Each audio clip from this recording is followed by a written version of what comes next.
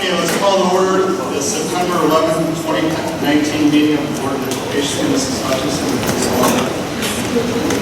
Here. Mrs. Crabtree. Here. Mrs. Harrison. Here. Mr. Hamlin is absent. Mr. Long. Here. Mr. Madison. Here. Mr. Paulson. Here. Mr. Bacon, please lead us in the pledge.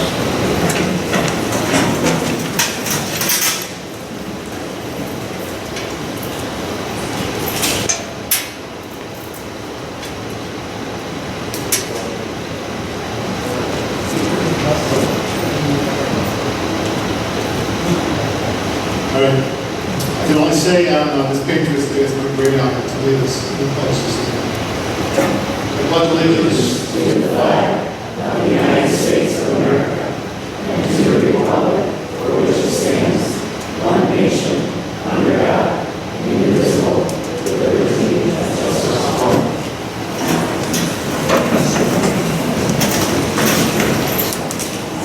Okay, first up on our agenda is communication with the host.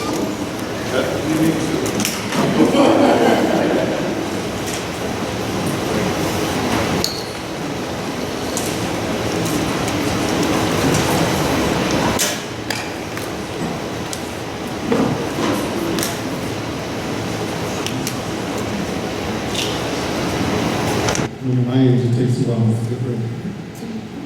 Members of the Board of Education, Dr. Schuler and the district leadership team, fellow administrators, colleagues, teachers and staff, Sandburg families and friends in the District 200 community, welcome to Sandburg School, home of the fierce Roadrunners. I'd like to take a moment to recognize the Sandburg PTA. Members are here tonight, they provided refreshments, and our amazing Sandburg teaching staff, a few who are here this evening. Although I have excused their attendance tonight, in addition to their teaching responsibilities, they've all been very busy getting ready for our 50th anniversary celebration this fall. The significance of this date is not lost on me, because I will never forget the events of September 11th, 2001, nor will any of us, because of its profound impact.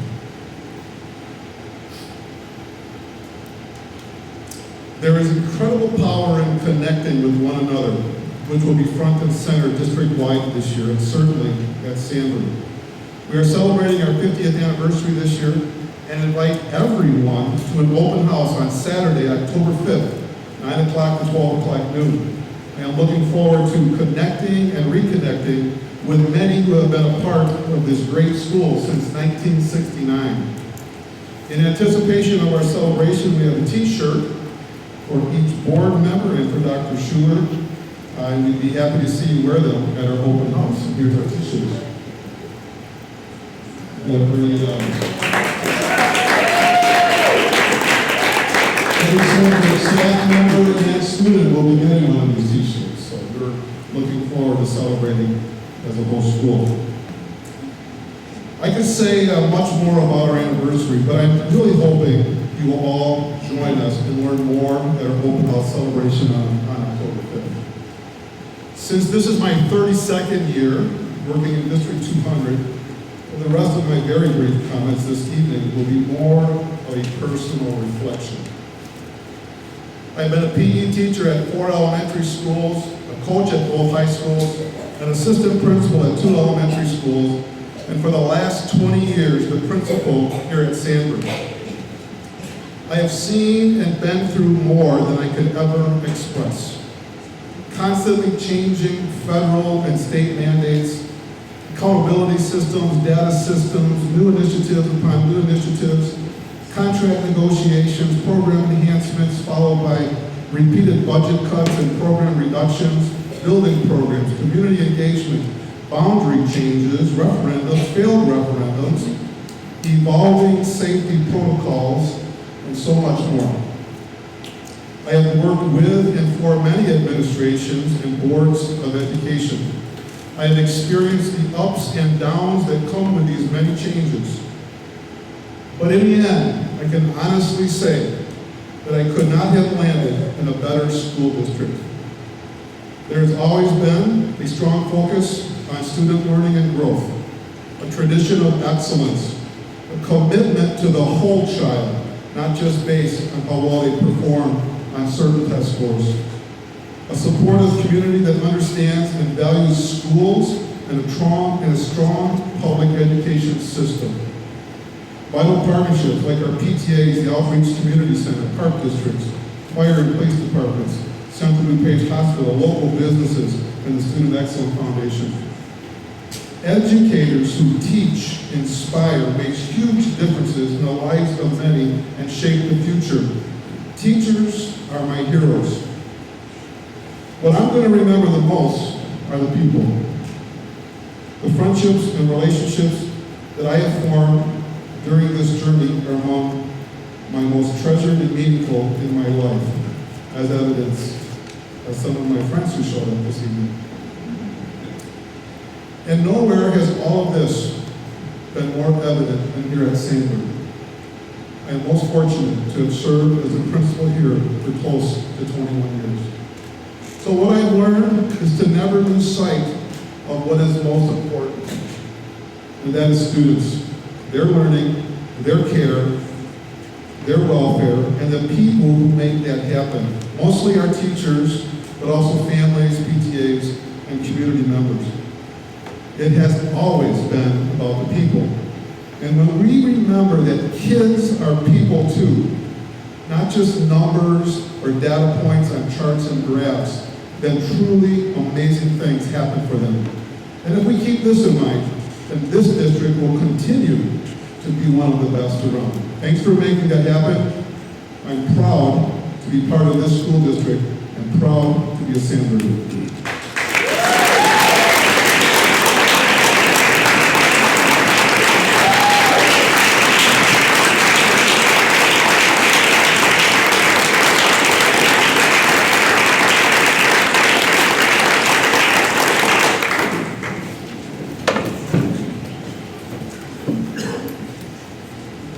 Mr. Bacon, I was reminded when your fan club showed up today that it was probably your hosting the last board meeting here.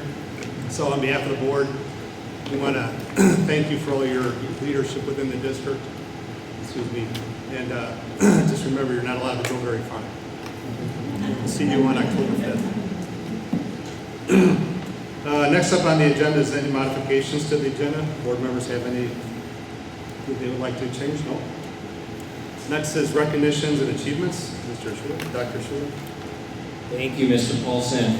So we are pleased this evening to bring to the board and to the community a recognition of a teacher and a leader at Wheaton, Warrenville South.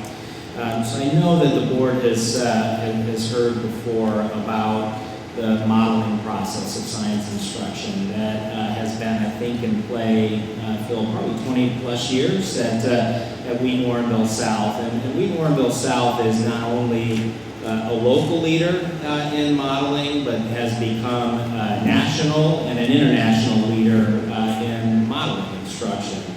And I could not do justice to trying to describe what modeling is all about, but this I know is good for kids. It's really, really good for kids, and that it engages them in a process of working to a solution, to an answer, rather than simply giving them a solution.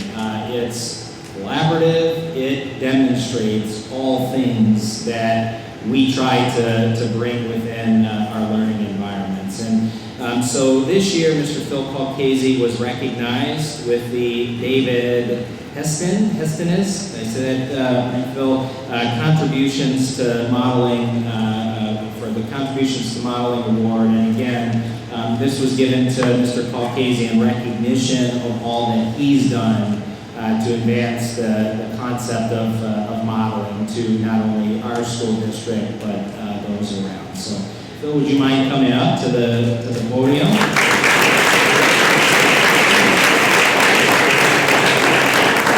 And I know I did not do justice to modeling, so set me straight.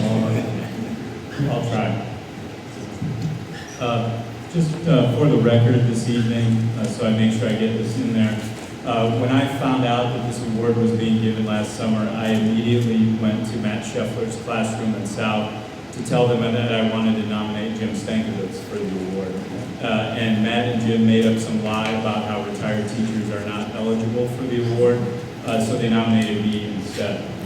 And retribution will be swift and severe. Many of you know that Jim Stankiewicz was my high school teacher at Marist High School in Chicago in the late 80s. And of course, if you know Jim, my brother and I thought that he was the best teacher at that high school. And I sat in the back of his room every day and I took notes and I memorized everything he said. And pretty much that process got me through college engineering. But what I've come to discover is that's really not the best way to learn math and science.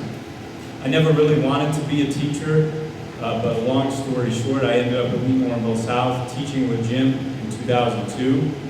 And his classroom was totally, radically different from the last one I was in at Marist. And it fascinated me.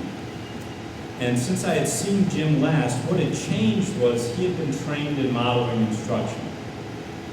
And so the story goes, in 1982, two physicists at Arizona State University wanted to know whether their introductory course in physics was working. They wanted to know if they changed the way their students thought about motion after a year of studying. And so to find out, those two professors, Ibrahim Haloun and David Hestenes, devised an examination to check for student understanding. And what they found after a year of studying this shocked them. After an entire year of college physics at ASU, their students' thinking had not changed at all. Not one bit. And Hestenes, to his eternal credit, concluded that it must be the fault of the instruction, not the kids. And so, in 1983, modeling instruction was born. And in the late 90s, on his own dime, Jim traveled to Arizona State to learn from David Hestenes in a 3-week summer workshop. And everything we've done at South since then can be very simply traced back to this simple idea. We want to teach like Jim. That's it.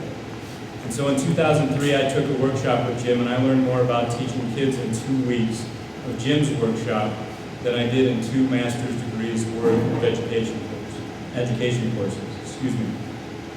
And now, I'm lucky to work at a school with a boss, Dave Claypool, who when he first got to South said, "I'm not crazy enough to tell Jim Stankiewicz how to teach." And with Dave's support, we knew we were on our way to something good. Dave has given us the freedom to innovate in the classroom. Other high schools in this area do not have that freedom that we have to try new things. And for this freedom, we'll be forever grateful. I know Dave is here tonight, this time this evening. We also work in a district that generously offers financial support and facility support year after year to us in the summer. When Jim said it was time for me to run my own workshop in 2012, Jim's the boss, so that's what I did. I did what he told me. And our summer has grown and grown because of the great people that I get to work with, like Claypool and Campos and Healy and Horntoyer and Calvert and Stell. In our science department, Blackburn and Botner, Christensen, Dudak, Knapp, Lotta, Weinweber, Munson, Novakowski, Press, Weiss-Cattell, Ryan, Scheffler, West, Wilhelm, Burrell, Lather, Stagiar, Klein, Norris, and Curley. To date, including Institute days, there have been 1,182 workshops taken at Wheaton Warrenville South. This counts 850 unique science and math teachers who have passed through the doors of South to take a workshop from us. And it includes 60 teachers from District 200 who have come over to South Wheaton to sit in our course on Institute Day or 2 weeks in the summer on their own time. I surely don't deserve to be mentioned in the same sentence as David Hestenes or Jim Stankiewicz. My goal was just to teach like them, and now to help others do the same. If you'll indulge me one more note, at the beginning of the school year, I got this email from a fellow DKC science teacher who took one of our workshops in Jim.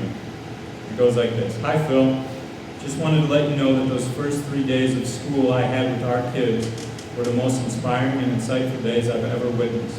Every class there was a kid that stopped their explanation and said something along the lines of, 'Wait, that doesn't make sense,' or 'that couldn't be doing this.' The kids had huge breakthroughs. I also have to say it was the most exhausted as an educator I've ever been during the first week of school. This way of teaching is hard. I'm going to keep fighting the good fight over here. I'd say we're still a couple of ways from full-on adoption of modeling, but our numbers are growing and growing. The most important thing I ever learned from Jim Stankiewicz was to be kind to kids, and to never ever make a kid or an adult feel bad asking a question. So as we move forward, I would ask the board to help us continue what we're doing. Help us get young people interested in the teaching profession. Help us recruit and retain the best and the brightest in science and math instruction. And to continue to be generous in your support of our endeavors at South in the summer. In closing, I humbly and graciously thank you for having me here tonight. A special thanks to the District 200 Executive Board, all of you, Mike Voss and my friends at Wheaton North, Tiger Nation, and especially South Science. Thank you.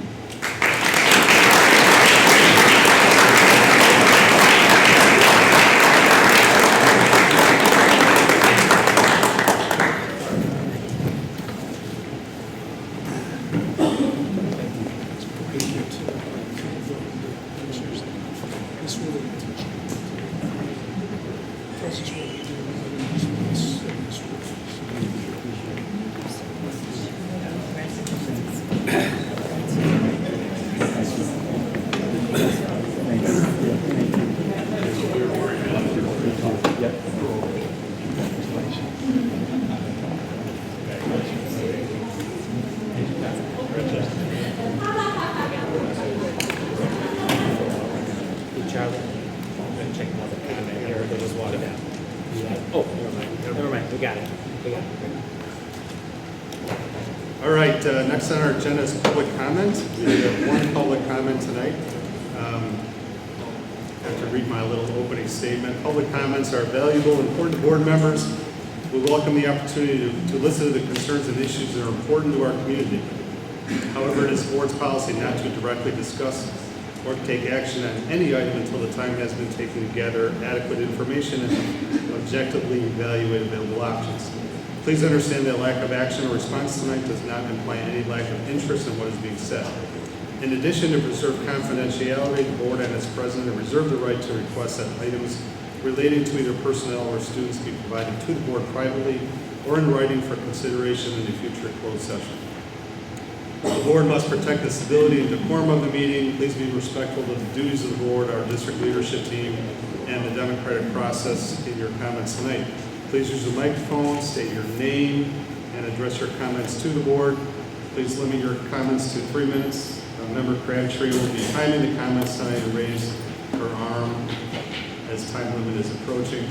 Please be factual and courteous and do not include comments that are personally disrespectful or condescending to members of the board or staff. If you feel your matter needs to be discussed in more detail, please attend the board's next chance to chat on October 22nd or present your comments in writing by email to the board. Comment tonight, I believe, is from the Student Excellence Foundation, Jennifer Merck.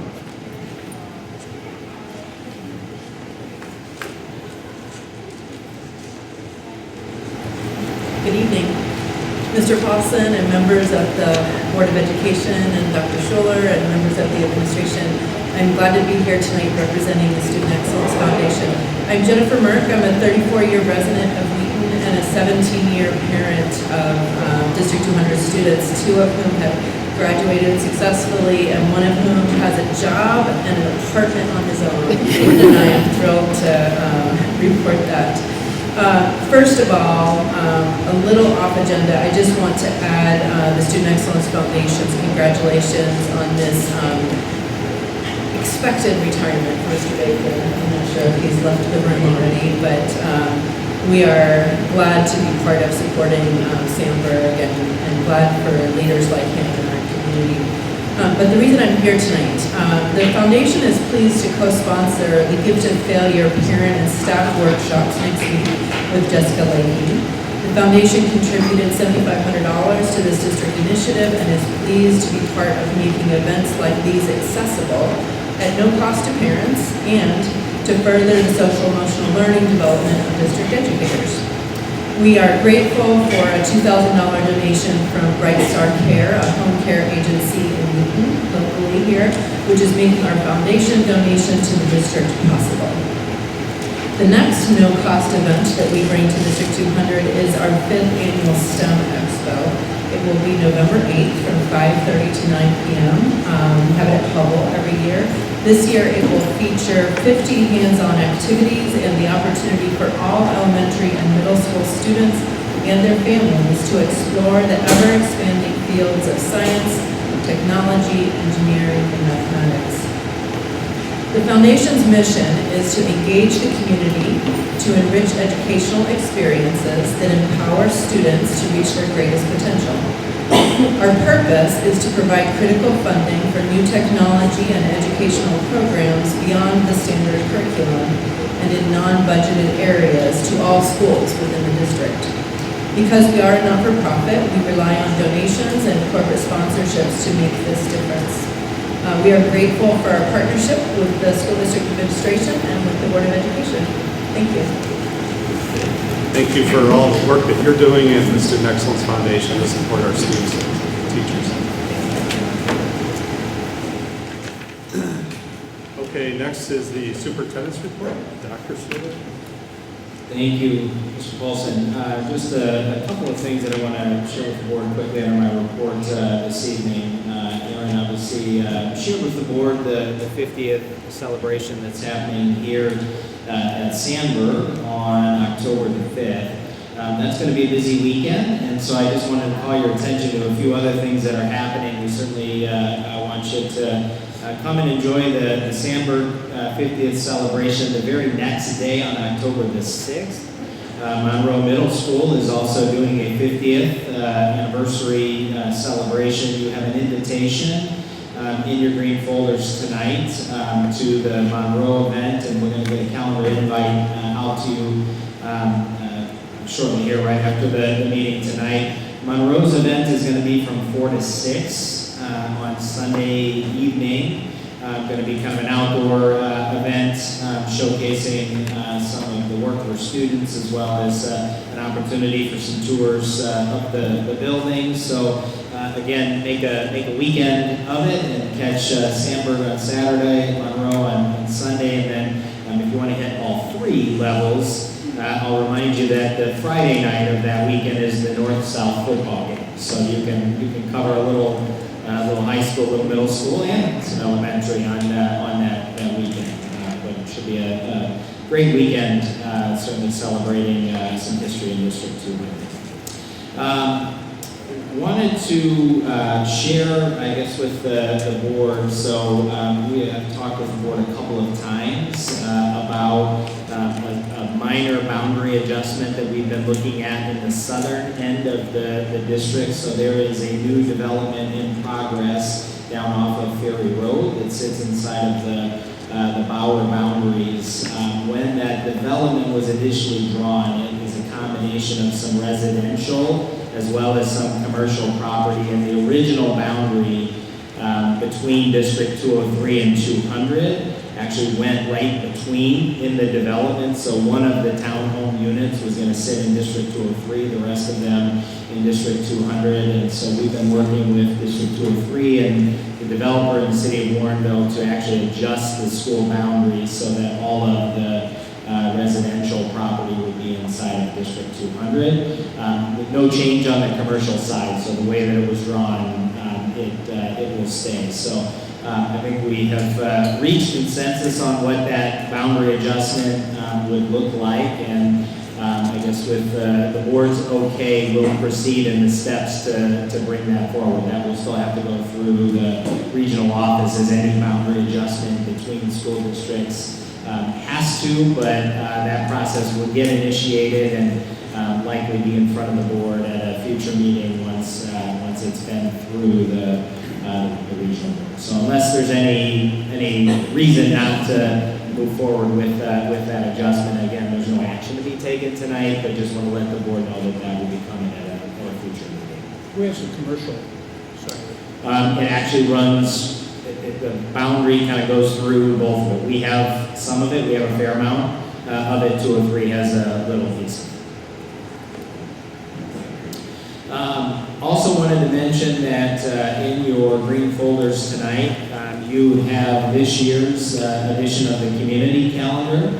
This was actually very, very popular last year. We put this out to a number of our partners in some of our assisted living senior facilities, as well as some of our different community partners, and in fact had a number of them that actually would bring a bus to come over to one of our high schools, see a concert, see a play. And so Erica this year didn't even have to put this together. She had a number of groups that said, hey, when are you going to get that calendar out to us? And so again, you have the new District 200 community calendar that really highlights almost everything we've got at the two high schools related to the fine or performing arts. So again, so for board information, but we've got lots of copies of this, so if you know of a community bulletin board or a group that would benefit from it, let us know, and we'll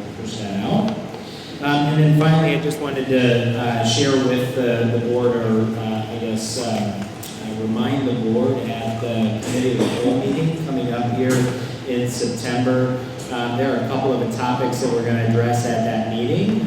We're going to have a presentation or a discussion around a number of our initiatives in the educational services space that we just recently reviewed with the board's teaching and learning committee. We're also going to have a presentation or a discussion with the board around our English learner bilingual programs in the district. At your last meeting, there were a couple of public comments inquiring about dual language programs and kind of how that fits into the landscape of our English learner bilingual program, and really in starting to unpack or even understand that there's really some context that's important in just understanding what do our English learner bilingual students look like in District 200, what's the demographic and the composition of almost 1,200 students that we've got in our bilingual program. So we're going to share that at the board at the next meeting, and again,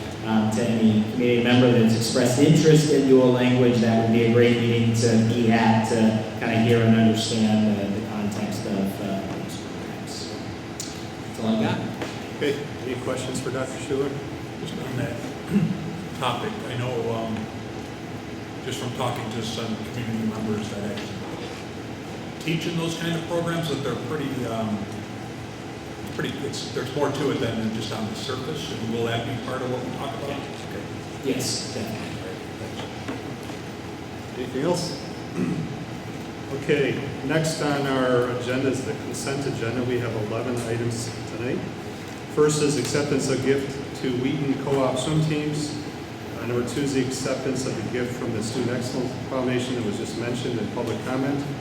Number 3 is approval of a resolution regarding petition for detachment and annexation. Number 4 is approval of annual vendor contracts generating revenue. Number 5 is approval of statements of completion for the 2019 summer projects. Number 6 is approval of change orders for the 2018 summer construction projects for paving. Number 7 is approval to dispose of surplus assets. Number 8 is approval of Citizens Advisory Committee or the CAC roster and meeting dates for the 2019-20 year. Number 9 is approval of bills payable and payroll. Number 10 is approval of the minutes from the August 14, 2019 open and closed meetings and approval to destroy recordings of closed sessions prior to April 2018 as allowable by law. Number 11 is approval of personnel report to include employment, resignation, retirement, and leave of absence of administrative, certified, classified, and non-union staff. Are there any items board members want or need removed from this consent agenda? Okay. Any information, Dr. Schuler? Just a couple of quick comments. One, a huge thank you for the first 2 items on your consent agenda. You're accepting 2 gifts that together total, if I can do the quick math, about $16,000 to the district. So I give the Student Excellence Foundation as well as the Wheaton Co-op swim teams for the acceptance of those gifts.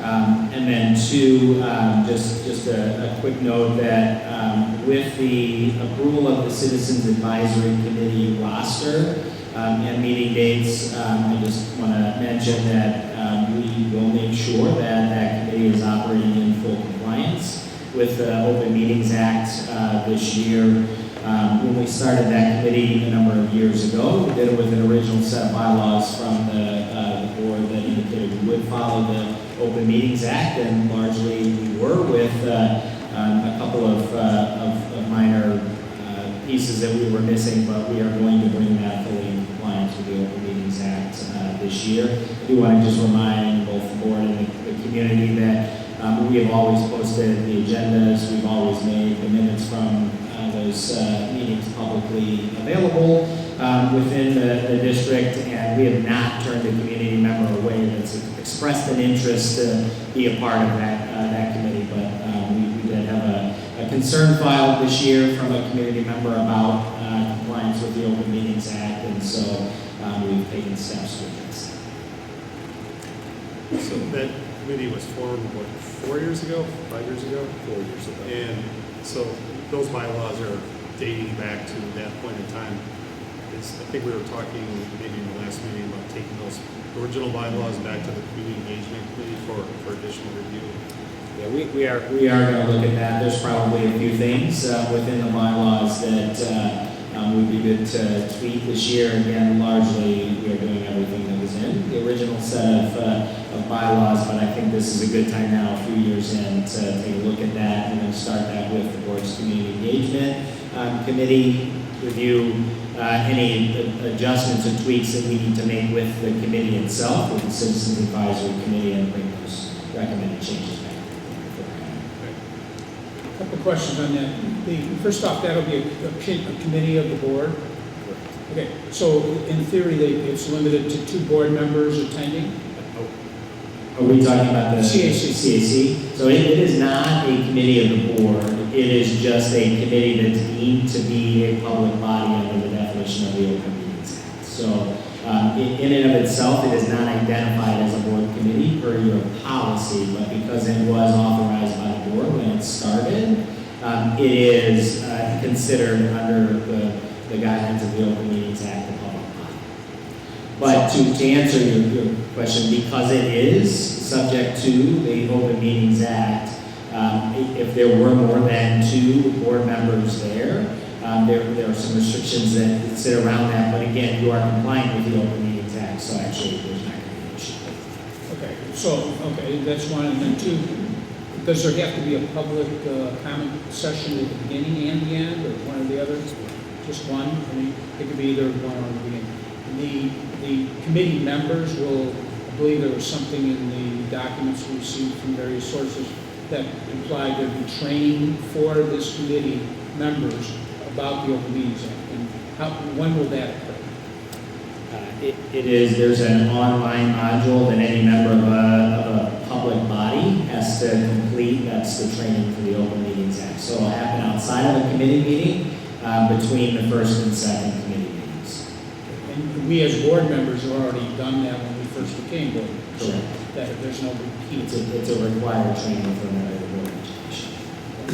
And just to remember for the board, we don't have board members assigned to that as a committee, but Mr. Matheson and I will rotate based on how schedules work as liaisons to that. That's what we set up earlier this summer. Kind of report back to the board or committee meetings. Thanks. Okay, any other questions or comments on consent agenda items? Okay, can I have a motion and a second to approve the consent agenda as presented? So moved. Moved by Mrs. Crabtree, Second. second by Mrs. Erickson. Mrs. Hutchinson, will you please call the roll? Mrs. Crabtree. Yes. Mrs. Erickson. Yes. Mrs. Wheaton. Yes. Mr. Long. Yes. Mr. Matheson. Yes. Mr. Paulson. Yes. Okay, the consent agenda is passed. Next is, we have one action item tonight, which is approval and resolution to adopt the 2019-2020 budget. I'm sure you have lots of information. I'm good. I'm going to hand it over to Mr. Farley, just if there are any final thoughts. I don't believe there have been any changes to the budget from both the tentative budget that you reviewed as a board and the public comment or public hearing window on the budget. But again, a huge thank you to Mr. Farley and his staff, as well as the board. The development of the budget, the board will remember, actually begins in January. We passed a resolution authorizing the beginning of the development of the budget, and so while this is taking place at the meeting tonight, it is really the culmination of about 7 months of work in developing the budget, and so we're pleased to bring that to the board tonight, again, as a balanced budget. So, Mr. Farley, any additional comments? Just, again, this is the final step of the budget process. The adoption has to be adopted by the end of the first quarter, which is the end of September. You are approving the formal budget document form that goes to ISB, State Board of Education, and the Regional Office of Education.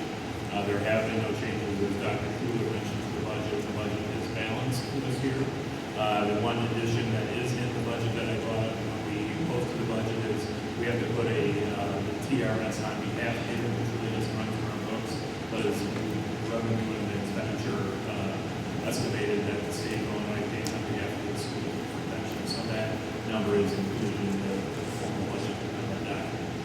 So if there's any questions, I would be happy to answer. Otherwise, the budget is balanced and ready for approval once it's issued to the regional office. Couple of items. I'm looking at page 4 of one of the attachments here. It's kind of a summary page, and it's basically showing the summary of beginning cash, total receipts for the year, and total expenditures for the year, ending cash by fund. And basically in the education fund, again, because we're balancing the budget, again, which is the our objective. It doesn't mean the actual will be, but the reality is we're planning it that way, and that the education fund is balanced. Revenues equal expenditures. The operation maintenance fund has a $3 million reduction, if you want to call it, and that's what's getting transferred to the capital projects fund to fund our projects. Debt service is balanced. Transportation is balanced. Revenues equal expenditures. Same with the municipal retirement fund, and then the capital projects fund. It looks like we're reducing it after the transfer by about $11 million. Is that right? No. $9 million. And that would be our ballpark expenditures under the Sherman Durgis funding approach. The Jefferson. Okay. The Jefferson million for the lease payment? No, the actual expenditures associated with those. Which is part of the beginning balance of cash. Okay. And then the working cash fund, again, is balanced. Basically, it's actually accumulating a bit. So we're meeting our objective as a board to balance it. And you mentioned one other thing. You mentioned about adding the pension cost. Without trying to find it right now, what was approximately that total? $65 million. So that's what, in theory, the state is contributing to the pension plan for our retired and to-be-retired teachers. Is that, or teachers, is it not? Correct. Okay. So, and that does not run through our budget. No, So our budget itself is about, what, $200 million operating? Is that a ballpark number? a little less than this. Okay, it's a little less than $200 million. So $65 million is the contribution the state makes, which would be, what, about 32% of the total cost of education. So, it, again, is part of the whole problem that we've had at the state level of funding. Just to put that in perspective. So, and that is reflected on our budget, both as an income and an expense, because in theory the state is funding that. So, that's my comments.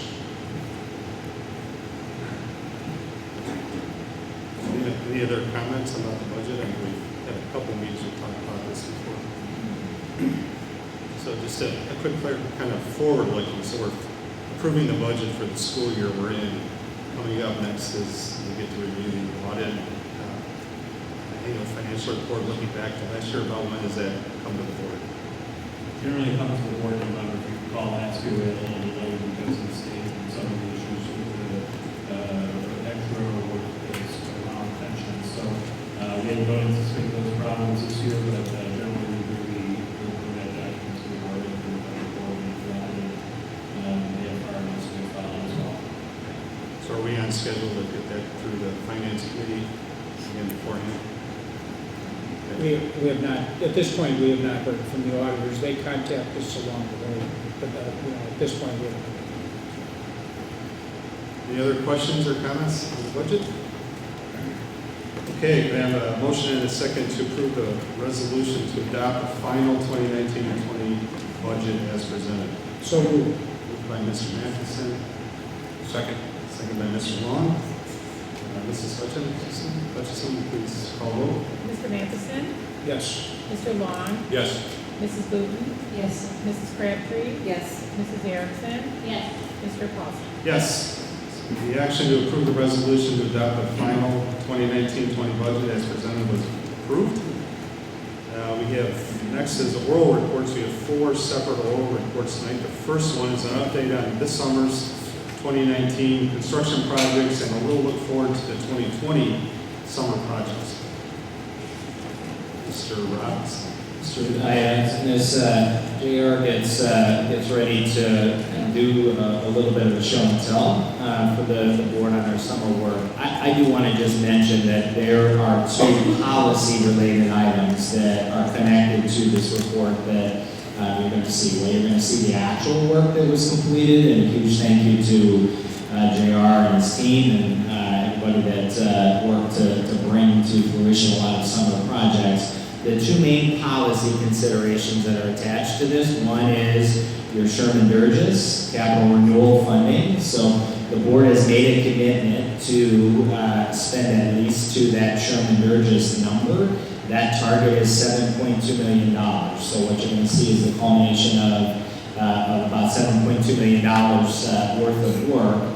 The second thing, though, that's related to that continues to be the board's obligation to adhere to your fund balance policy. So your fund balance policy specifically states that you'll maintain at least 25%. As you accumulate fund balance above that 25% threshold, an allowable use of that accumulated fund balance are capital projects. Because capital projects are one-time expenditures, they're not elements that are going to carry over in a recurring budget. And so that really formed the basis for what the board has earmarked as kind of a 4-year ramp plan where you are incrementally bringing up your budget obligations. So in the budget document you just approved, you have $4.2 million set aside in your operating budget for this year, and then are drawing down that $3 million out of fund balance to meet that $7.2 million commitment. And over the next 3 years, your budgetary obligation will increase by $1 million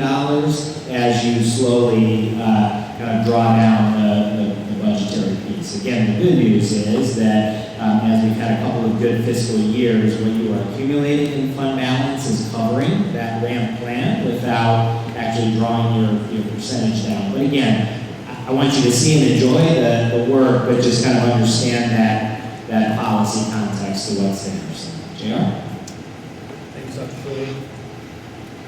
I presented this to the leadership team and to the admin team at the beginning of the school year, so I thought it would be good to share it with the community.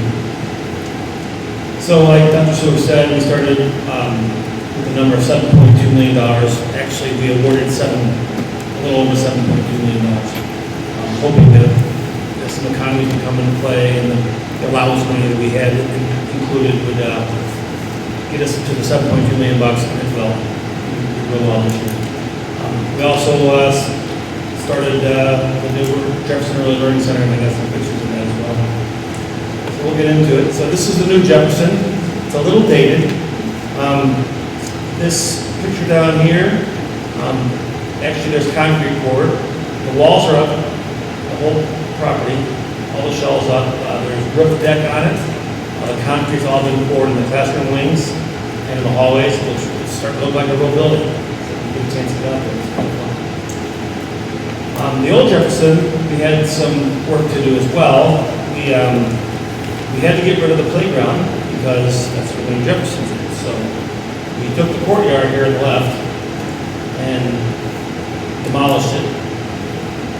Shrubs and stuff in there, and we moved some of the items from the old playground by the swing set. Now the children have a place to play.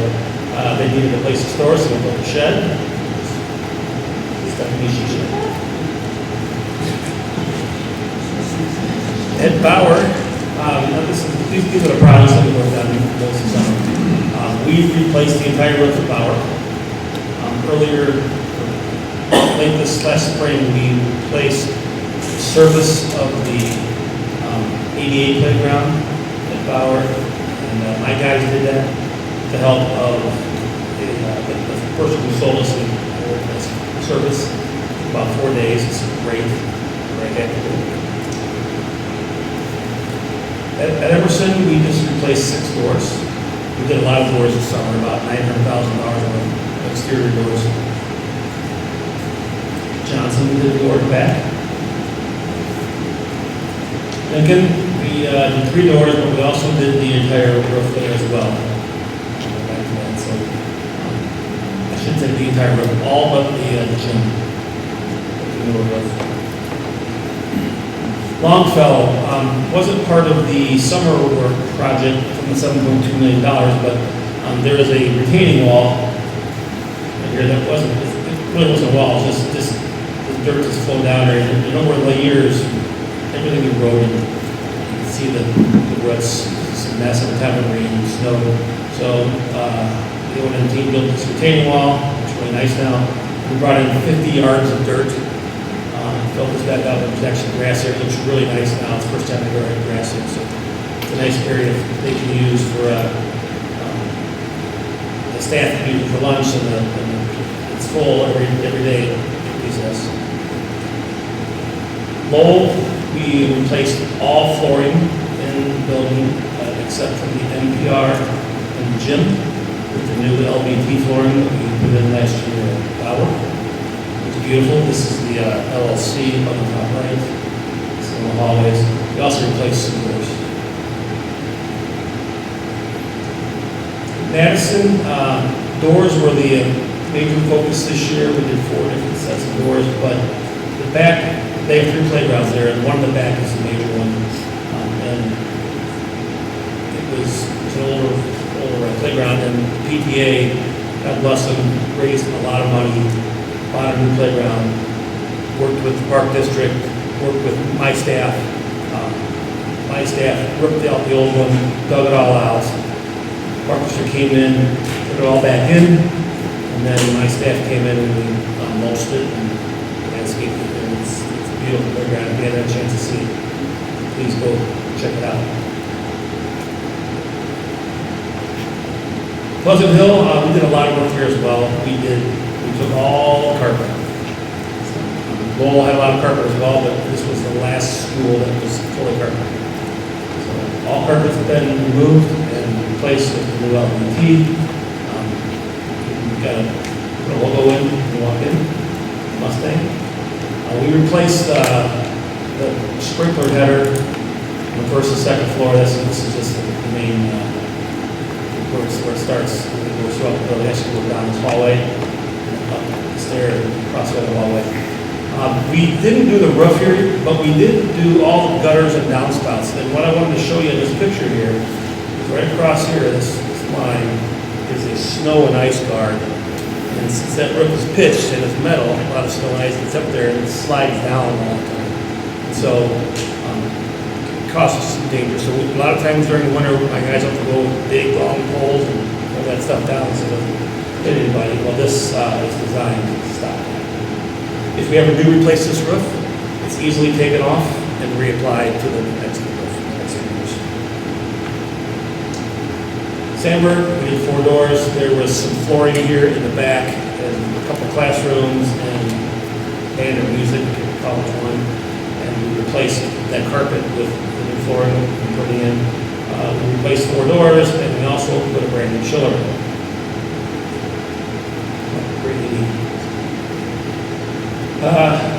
Again, this is not part of our $7.2 million project, but we did do some seal coating throughout the district. We did, you recall this lot was put in 6 years ago, right before I got here.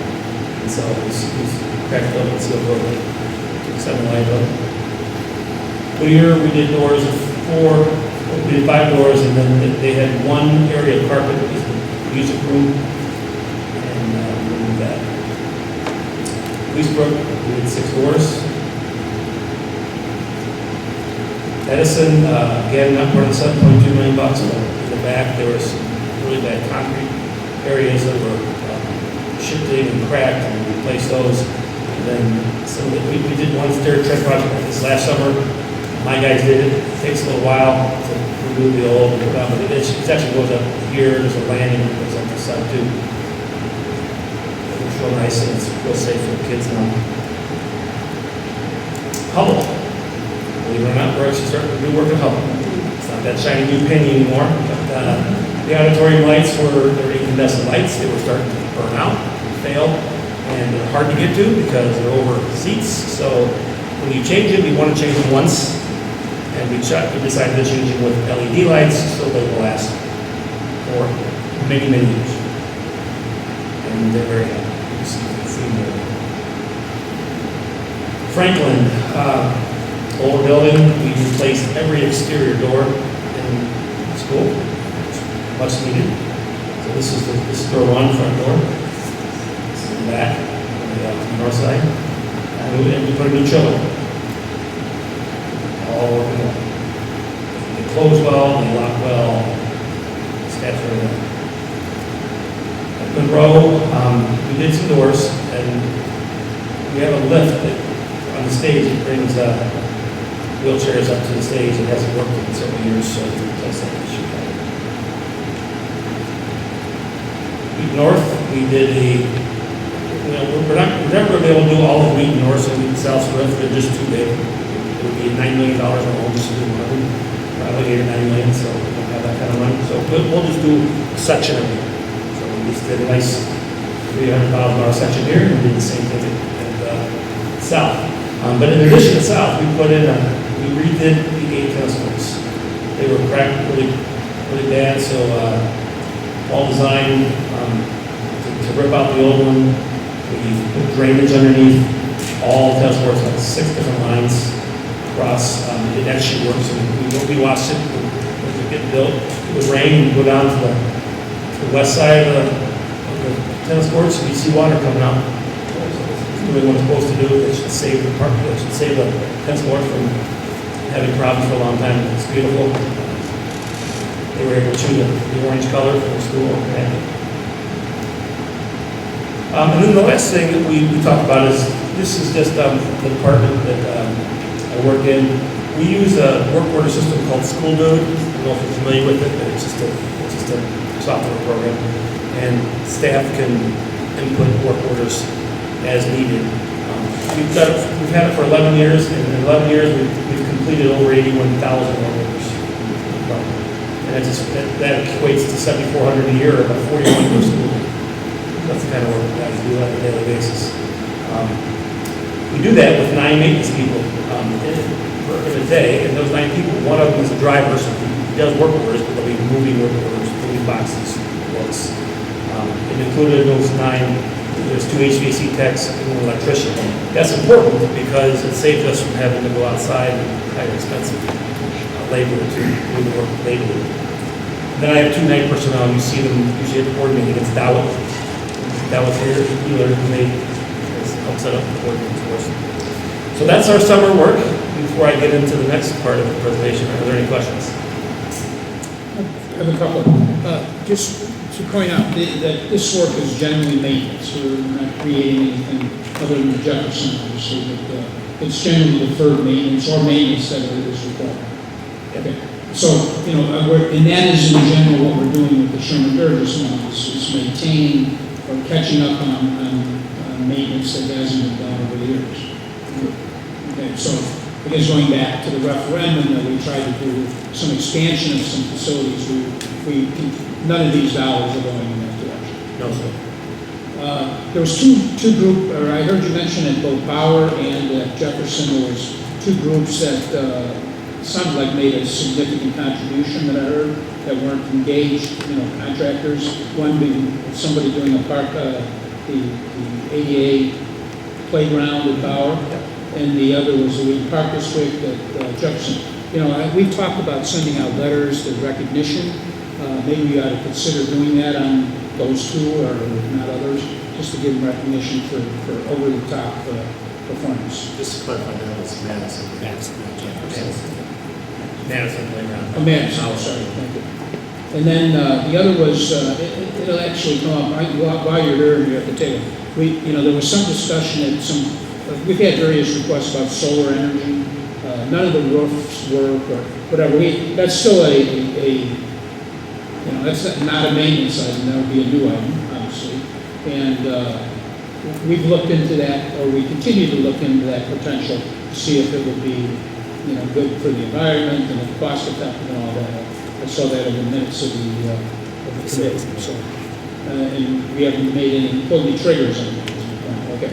And then the other one that we apparently get, we did a couple of chillers, I think, in a couple of different stores. We've had a request many times, something about south. We want to go south. There's been there's an area concern whether there's a loud air conditioning unit or whatever. Where do we stand on that? Have we tested? We didn't replace that, obviously. I mean, are we getting anywhere to resolve that? Yes, we hired an acoustical engineering firm, and they came out with some readings around our property and around the property in question. And I expect to get something back preliminary this week. Okay, so we're responding to the request of the okay. Those are the questions I have. Thanks. Just a comment. Thank you, because I had the opportunity this summer, Dr. Schiller took, I know different people, board members, and trust interest, and I did have an opportunity to go see all the work. And it's, because when you look at $7.2 million on paper, you really need to see it. And so my question is, I'm not a big social media person, and I know Eric occasionally puts out there, like inside our schools. Have we ever put out there, this is what $7.2 million looks like? Because I think what JR just showed us tonight really encompasses touching so many of our buildings. And I think it's important for the community to be able to see what that looks like, what $7.2 million looks like.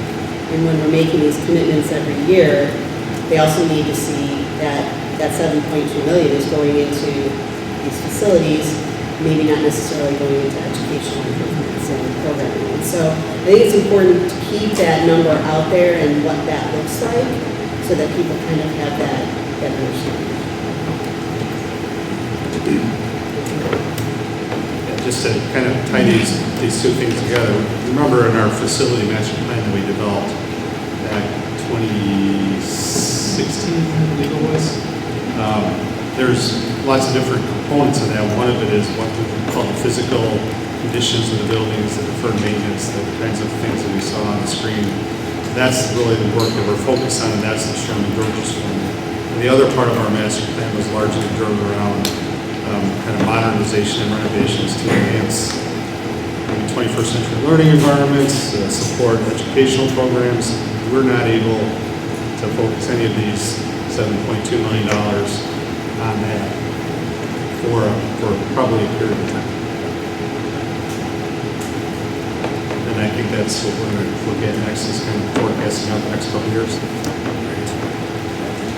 And I'll end by saying that it was great this summer. Erica spent a lot of time in every project. I did a Facebook Live just about every project we did. And it was neat to see the reaction from the community. Usually within 5 minutes there was 200 likes. So she highlighted a lot of stuff, even stuff that wasn't part of the $7.2 million, whether it was the playgrounds. And thanks to her and all you guys for supporting the owner team. They enjoyed Paris Jenna, Sarah, she sent some cookies over.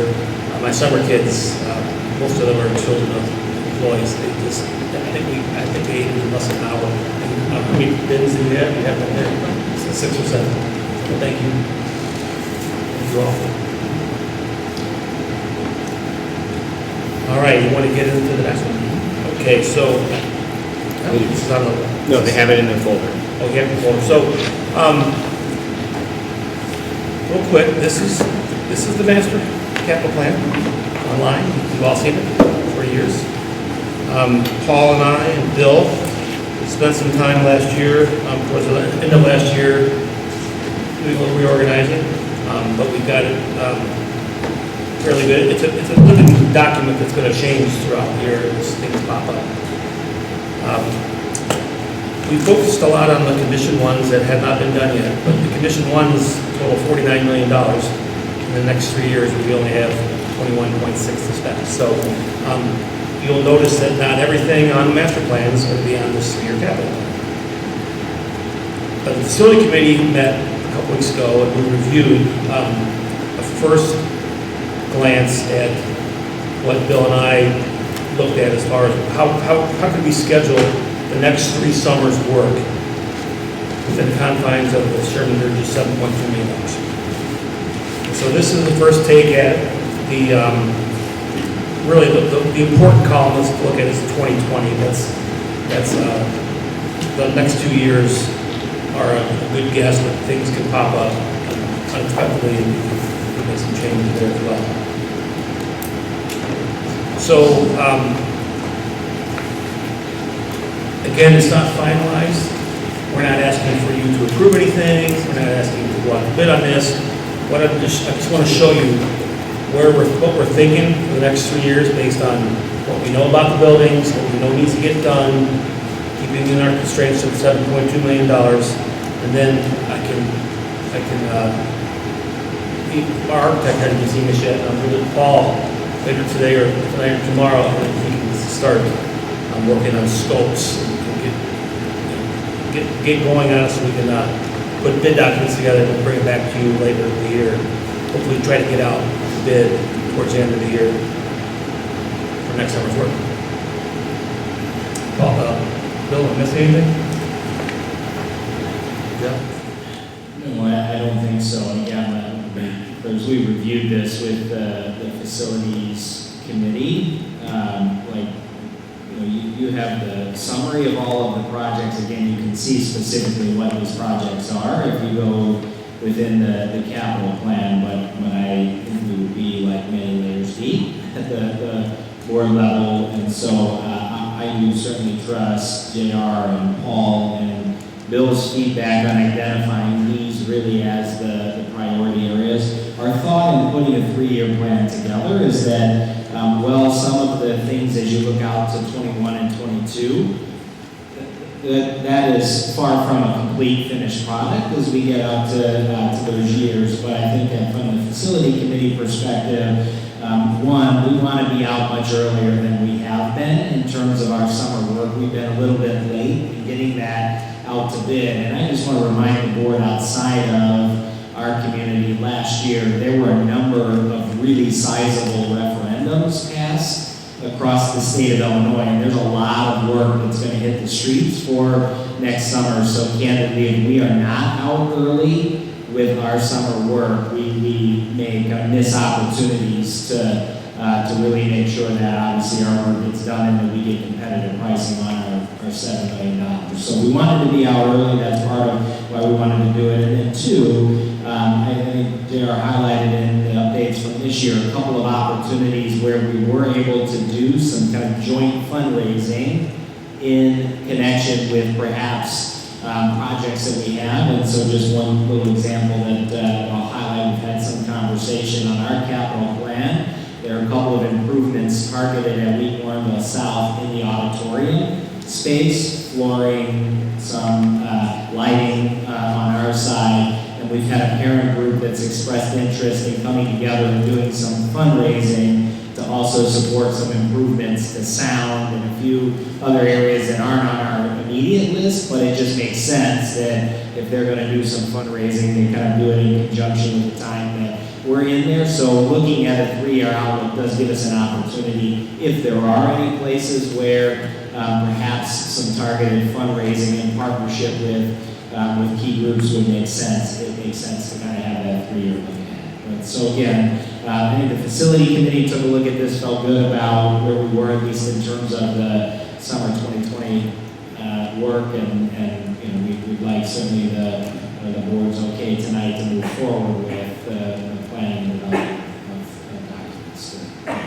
Yeah, we're not going to take a vote in terms of authorizing the team to proceed with planning and design, but I think it's great to have a 3-year plan. I think the dollar allocation in our budget is consistent with the Sherman Burgess formula. I mean, spending I've said it before, spending $7 million in the summer is pretty darn good, I believe, for a school district our size throughout the state of Illinois. So I feel very good about that. Whether all these, we trust the administration in terms of all the priorities and the sequence of doing the work. What we want to make sure we have from the board is consensus, is to go ahead, authorize the administration to proceed with that work for next summer. The budget we just approved includes the funding for the work that was just completed in 2019. So the work we're going to be planning for 2020 will be covered in next year's annual budget. Is that correct? Mm-hmm. So assuming that we're all okay with that, proceeding with $7.2 million and working on whatever the best fit of improvements are, I concur with Dr. Schuler about getting out for bid as soon as possible in the current market.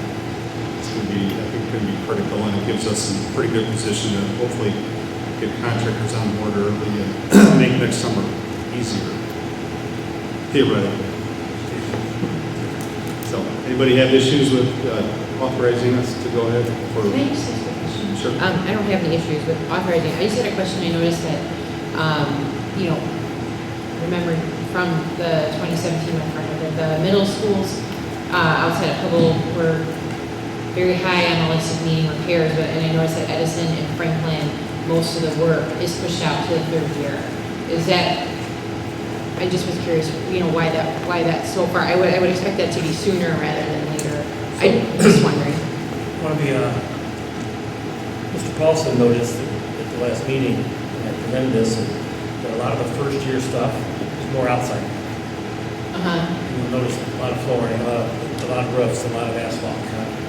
The reason for that, because with $7 million, it sounds like a lot of money, but 20 schools is not.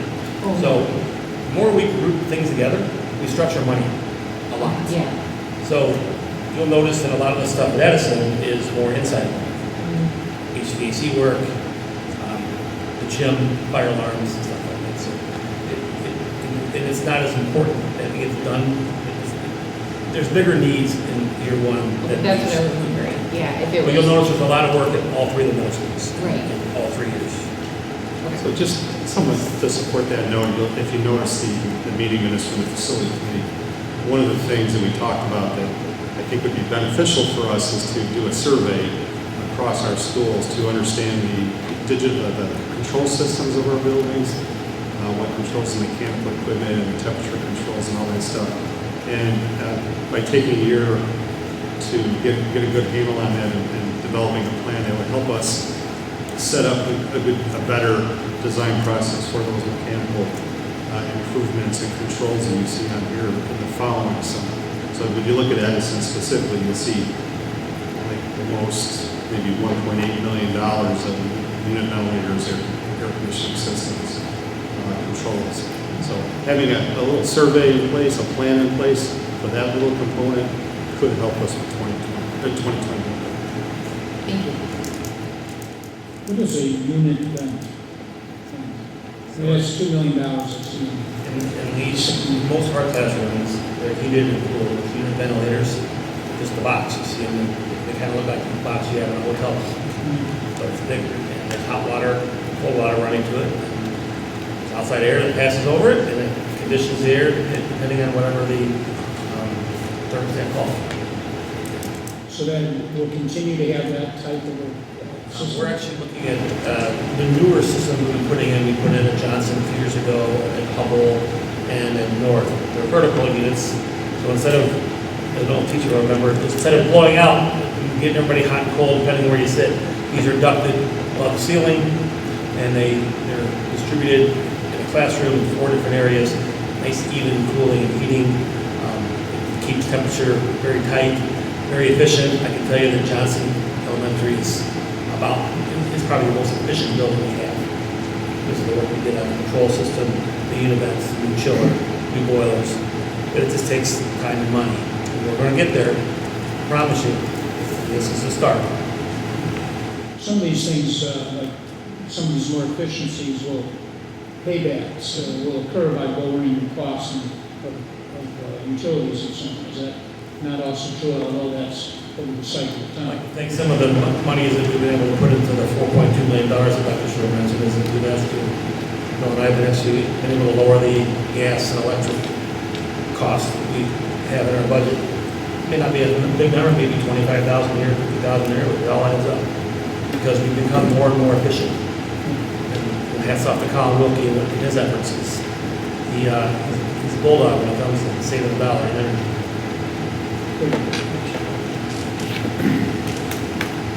Well, this is just, I just want to reinforce to the board and I guess the community too. This is a commitment that we made after the referendum in 2017 that we're going to kind of carve out the money and allocate fund balance to make these improvements and try to get as close to up to speed, so to speak, as we can in these buildings. But you can only get so far, as JR mentioned a little bit earlier. We're about halfway. This will get us halfway into the condition one or priority one improvements after 3 years. So we're making the investment. We're never going to be up to where we need to be, or would like to be, I should say. Any other questions? All right. Thank you. Okay, next on the oral reports is the student learning update. I'm going to ride over to Mrs. Murphy, who's going to give me an update on literacy. Okay, good evening. It's nice to have an opportunity to talk to you about literacy instruction in District 200 and some of the work that we're doing this year. Thank you. Sorry. All right, so to get started. JR, repeat what he said. Could JR repeat what he said? I didn't hear it. The microphone wasn't. All right, I just wanted to start with a bit of a historical context. So in 2010, ISB approved the new Illinois Learning Standards, and those were for ELA and math. And immediately, District 200 got to work on new curriculum, and part of that work included creating a reading framework. And that work really was starting in 2012, 2013. By 2015, we had completed that work, and that was from kindergarten through 8th grade. And since that time, we've been providing continuous support to our teachers relative to English language arts. So you might be asking, what is a reading framework? This is actually an image of one of our reading frameworks, but really what a reading framework is, it's a model for organizing daily literacy instruction, and it's not dependent on any particular program, but it also provides guidance for teachers with the different components of reading, such as interactive read-aloud, shared reading, guided reading, independent reading, and fluency. We actually have 4 different frameworks, and that is because we definitely recognize the developmental differences of students as they progress as readers. And so we have a framework solely for kindergarten, one for 1st and 2nd grade, one through 3rd through 5th grade, and then one for middle school. We have also been providing continuous support relative to literacy instruction, really with our school improvement efforts, but also as a part of the SEED grant and the DHROE, many of our elementary schools are involved in that work. This involves cycles of inquiry, and our schools have been doing specific studies with school improvement planning. And one of the studies that's been emerging as a popular study in our elementary buildings is around foundational skills. And so you probably, I'm going to skip to this here. You're probably wondering what foundational skills are, and this is actually an addition I thought of. It's not in the original slide deck because I wanted to give you this definition. Foundational skills are a specific part of the Illinois Learning Standards, and they have 4 different components to them. And so there are print concepts, phonological awareness, phonics and word recognition, and fluency.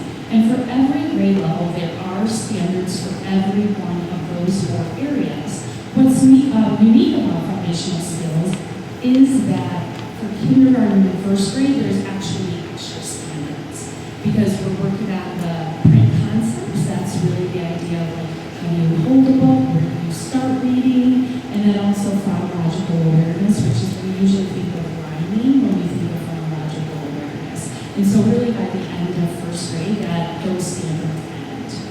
And so I'm going to skip back here for one moment. So because our schools have, many of the elementary schools have been expressing interest in studying around foundational skills, that was the area we decided to target for our Vision 2022 work this year, specifically relative to this area where we're looking at designing curriculum and learning experiences for literacy skills. And so, that's all of that. So we actually already had started this work. We utilized a company called EAB, and District 200 has partnered with EAB starting this school year, and this is a company that provides best practice research around many topics in education. And we utilized one of their research studies called Narrowing the Third Grade Reading Gap. And we actually had the company here just last week, and they presented to both our elementary principals and they presented to our reading framework coaches. And the wonderful thing about their research is that it's very comprehensive. The group actually spent an entire year just on this study and preparing it. We really learned about 4 main components with this particular study. We learned about the challenges of teaching all students to read, scientific insights on how students learn to read, what evidence-based reading instruction looks like, and then the disconnect between science and reading in schools. Those were the 4 big areas that the presentation covered in about 3 hours. Beyond just this presentation, this is a wonderful membership because it provides us with so many resources. And so these are some of the resources that went along with narrowing the third grade reading gap.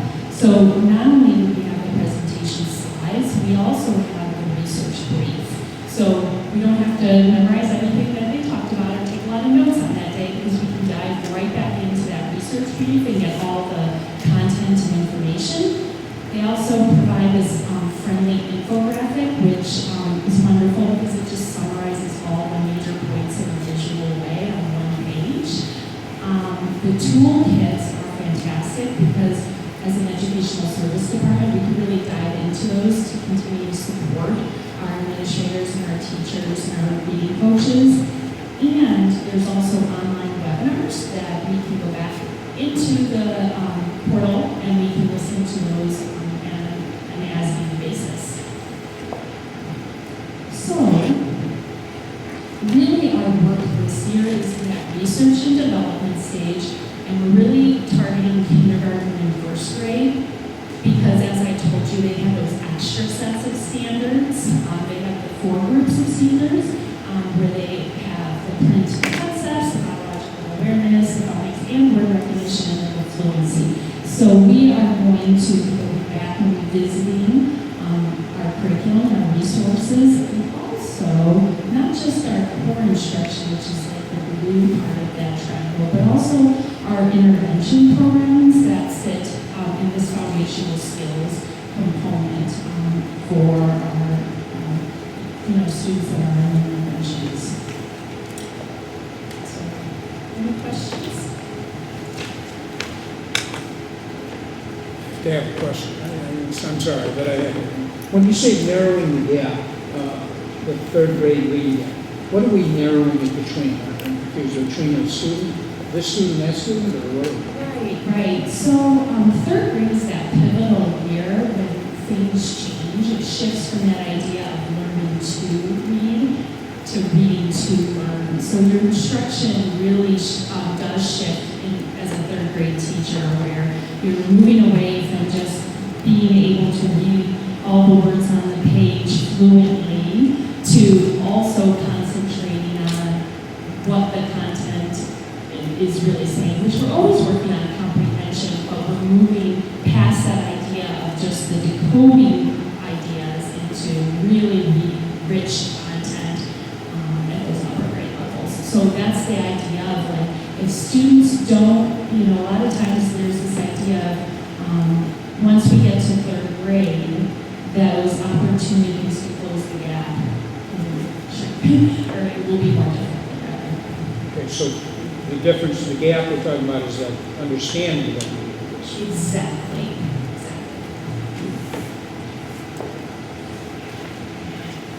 All right, so I have a question. Sure. And I'll start with, it's kind of an unfair question. But I would be remiss if one community member didn't hear me ask this question. But Okay. I've heard a lot in the past about dyslexia. And Sure. I don't know if that, I think that falls under literacy. I'm not sure exactly. Absolutely. And I know we didn't talk about that and whether we can talk about that now or maybe in the future. Can you maybe inform the board about how that issue is dealt with and addressed and how that might or may not kind of integrate with the literacy program? Absolutely. So we already have interventions that are supported and can work for students that have dyslexia. We have those in our school district. But I do think as continuous learners, there's always new research coming out and there's new methods and intervention programs. And coming back to the table and looking at this area of standards, it gives us that opportunity to have conversations with all of our reading coaches and our administration about what else is out there that we should revisit and look at for our students that might have a diagnosis. Thank you for that. I just know that I understand that's a growing issue and it's hard to, I guess, diagnose that, and there's some Correct. legal issues around it, so I know it's complicated, but it is something that might be interesting here in the future. Rather widely accepted, if I'm correct in this, is the fact that really those foundational skills address what often is driven with the need. So dyslexia is a neurological piece. There's not like immediate fix for it, but there's not an immediate fix around it, but there's not an immediate fix, but I think the issue ultimately is if you focus intensely around the foundational skills, both core instruction and in some of those intervention opportunities, I think you're going to be missing. All right, anybody else? All right, thank you. Thank you very much. Next up, in the oral reports is, let's see, Dr. Slag will move it up, is social emotional learning.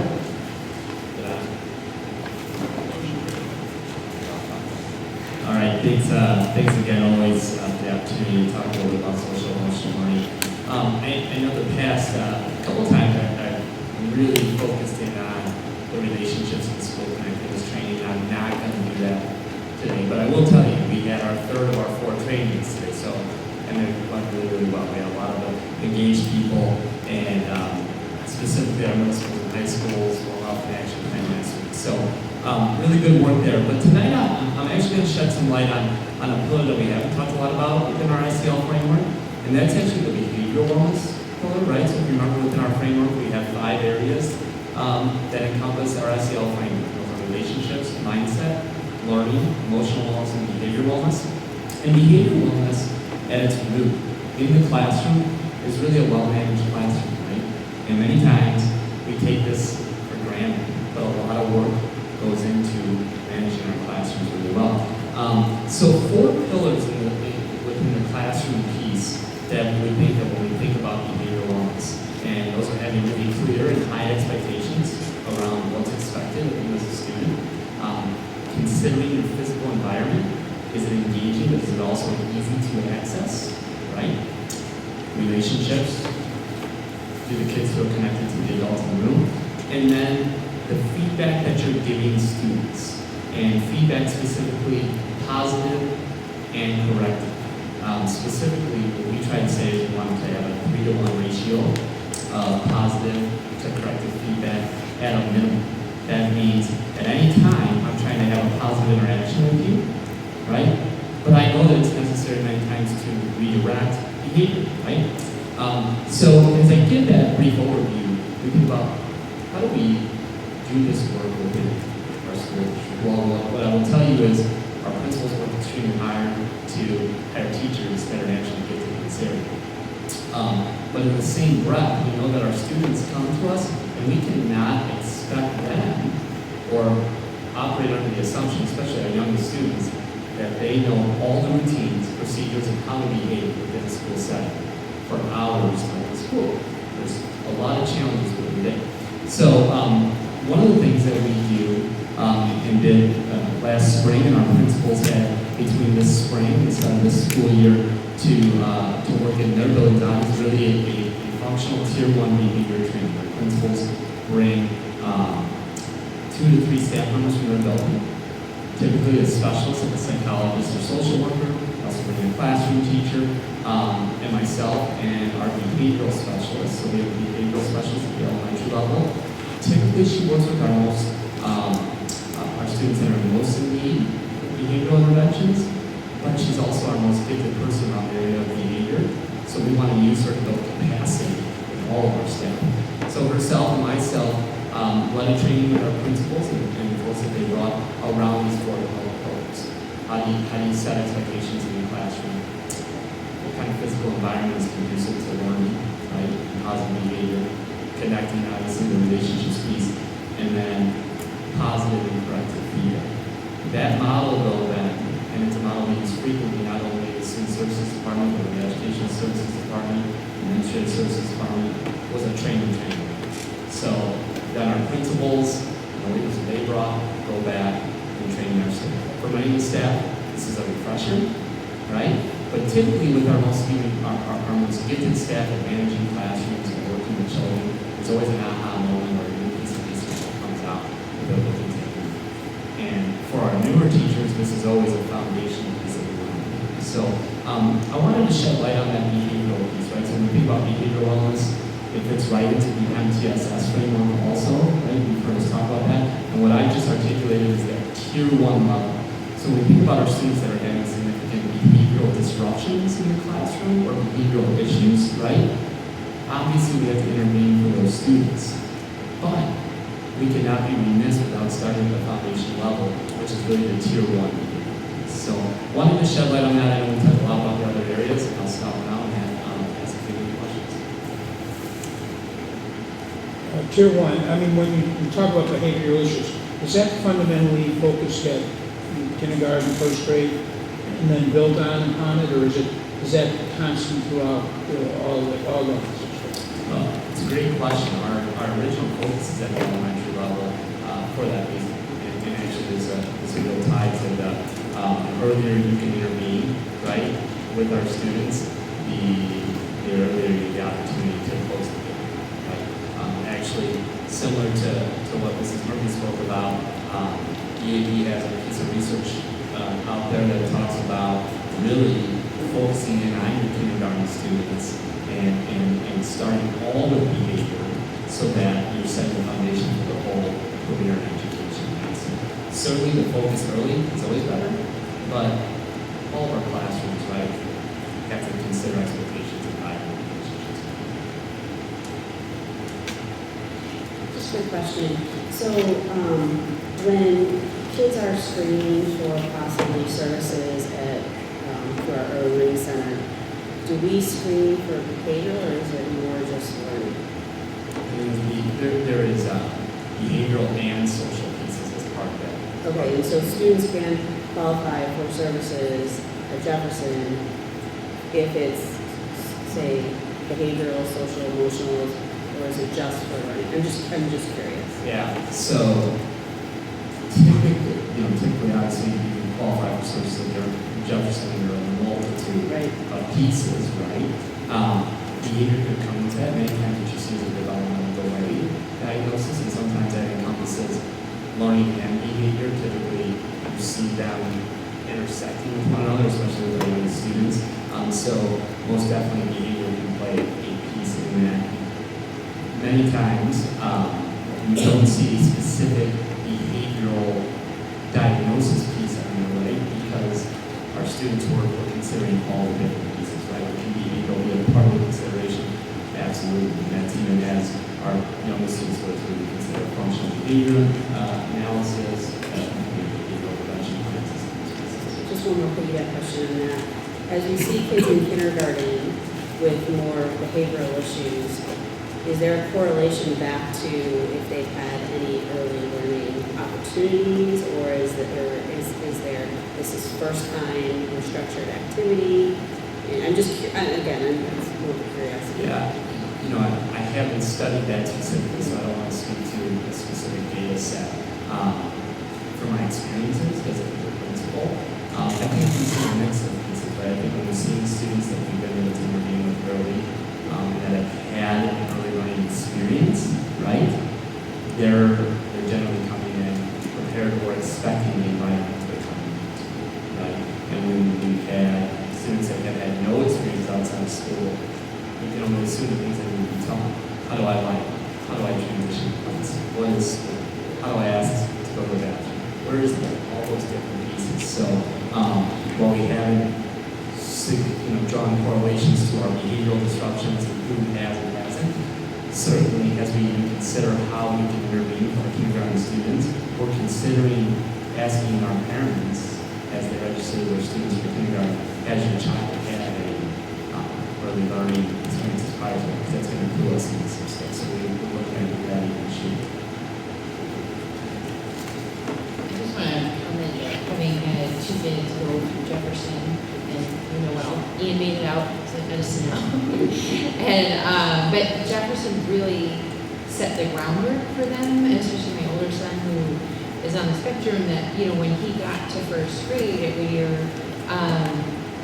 he was ready to be in the classroom, and I think that the teachers, he still had a couple little things, but, we worked with the teacher, and she was able to work with him in a very private way, so it wasn't like called out in the middle of class, which I think is really important. When he would blurt out, she just put up a little popsicle stick in the corner, and he knew that visual, and he would be like, oh, okay, I got to correct that behavior. And so I just want to give a shout out to how important early learning is, and that, going back to so excited about Jefferson, how it really lays that groundwork for how to be in a classroom. And then can I ask you a question about connectedness, school connectedness? Is that right? That'd be great. So having 2 kids at Edison now, they told me that it changed with the advisory that used to be once a month, and now it's once a week. And I just want to say I think that's a really great change. I think it's going to, because I'll be honest, I think the once a month was a little bit far apart for them to really make the connection here of what was happening. And then I was speaking to another parent that at Monroe, are they doing it every day? Is there a pilot going on there for every day? For the first semester, they're piloting that. And so how will that be evaluated and, possibly rolled out or not? Or, how will you look at that? Sure. Mr. Buck and his team are actually surveying teachers and students on that piece, right, to see. So they've adopted it, they've put a lot of time into developing programming, what those advisor time to look at, and some curricular pieces for the pilot, right? The CGRAD teacher support team network came out of some of that inquiry piece as well. While I would completely agree that finding time to connect is important, advisor is one way to get at it, right? And so if that's a structured time that works within your system, that's good.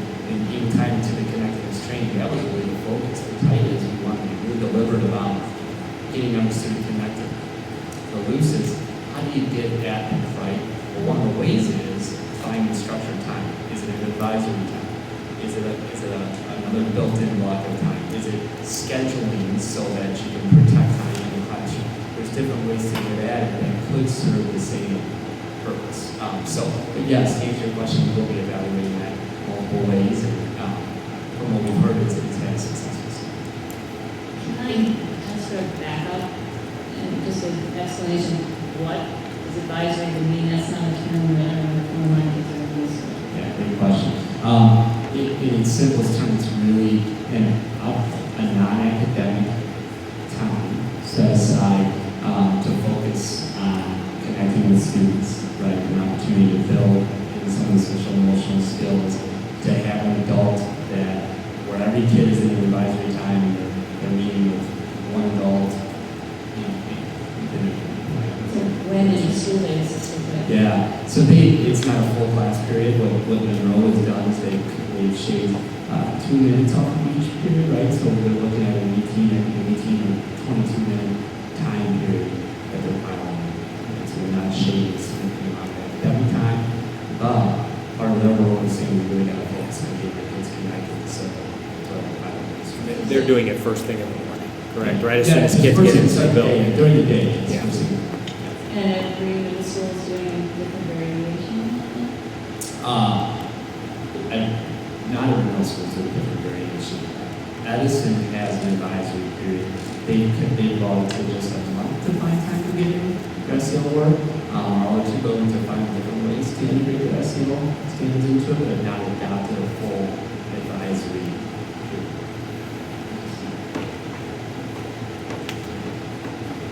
Anybody else? All right, thank you. And our last oral report tonight is an update from the Human Resources Department.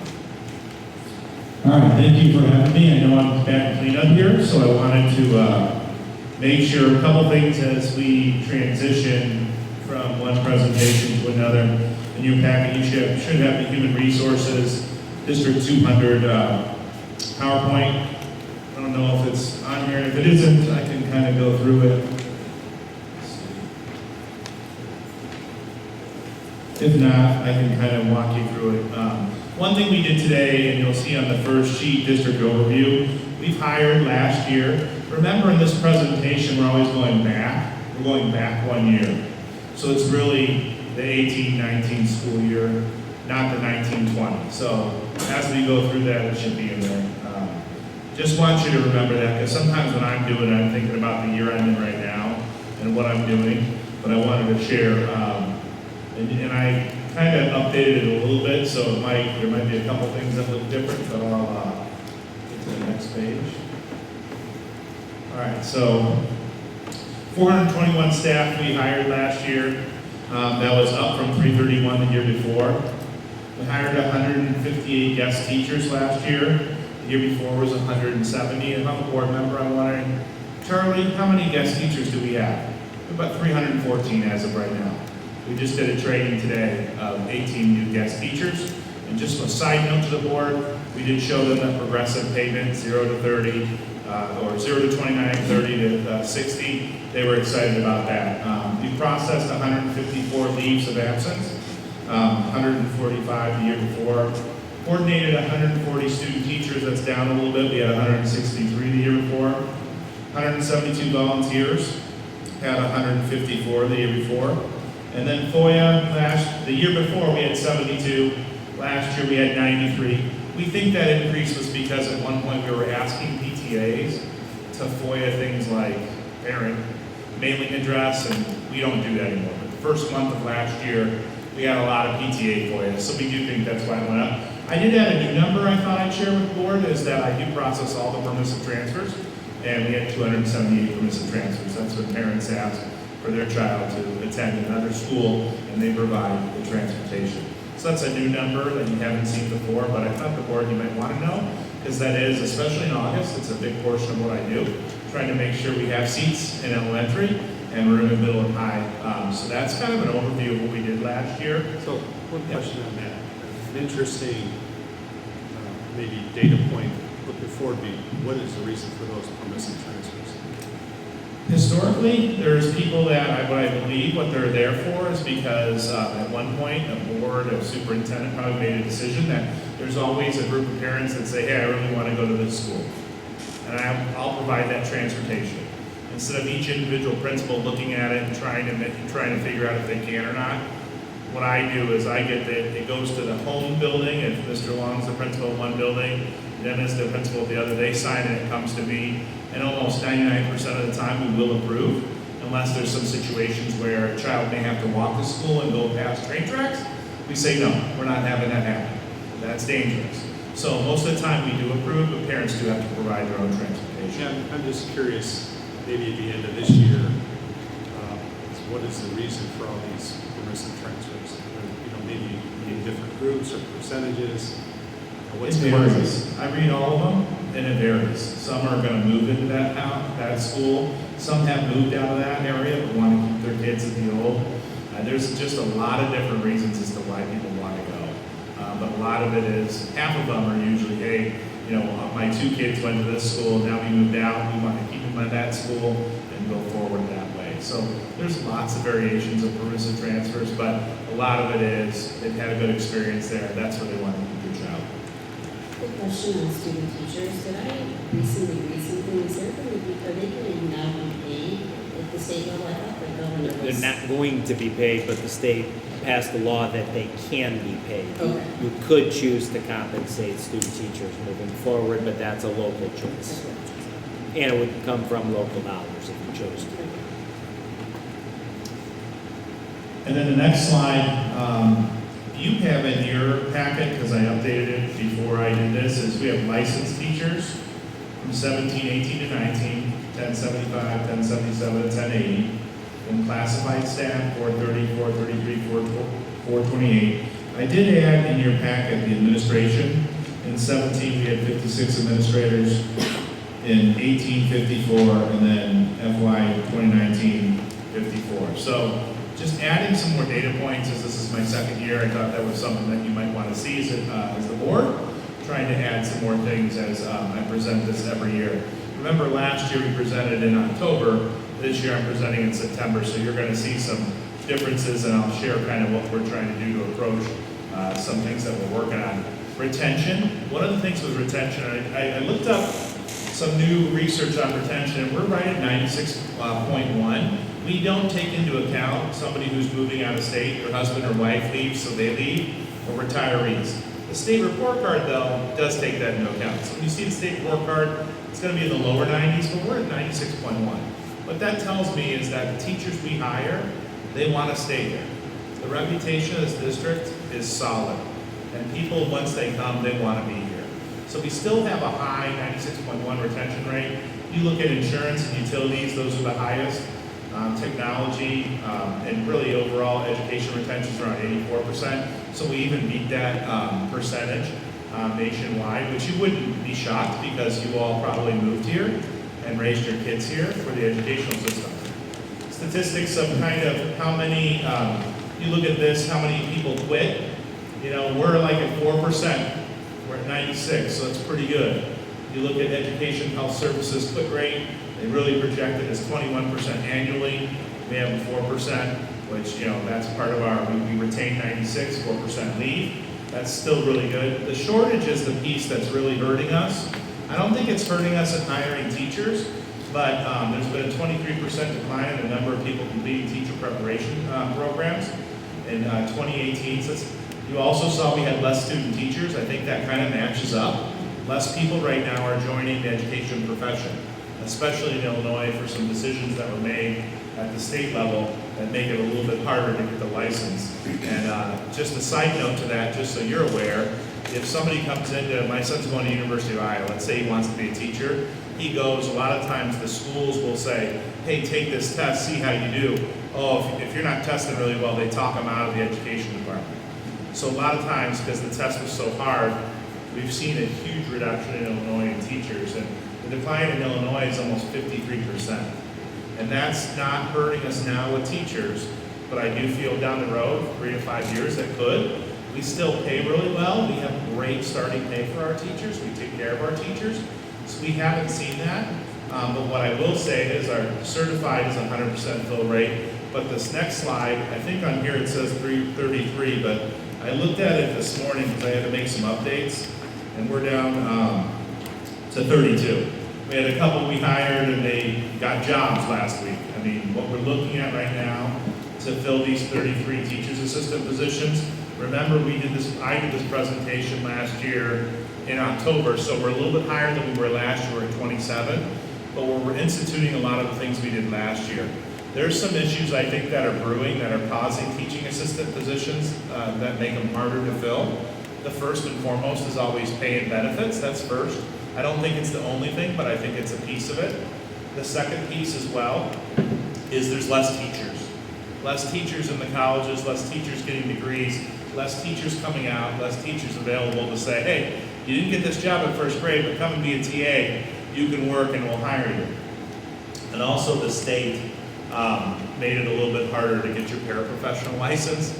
In an era where we're having trouble getting candidates, the state made it, now you need 60 college credit hours to get a paraprofessional license. In the past, you could get your high school diploma, pass the basic skills, or pass the parapro test, and then you got your license. So some of the things in the state are working against us. Let me see if I missed any other factors. And then just overall, you hear it all the time, the unemployment levels at an all-time low. So we're working on those three things. Things we did last year that worked pretty well is we actually had Kathy DeMarza. She called all of our teaching candidates that applied for jobs and asked them to apply for teachers' assistants positions. This year, Scott Rafford's done that. We've reached out to 105 different people who went for jobs that didn't get it, and some of those have produced some hires.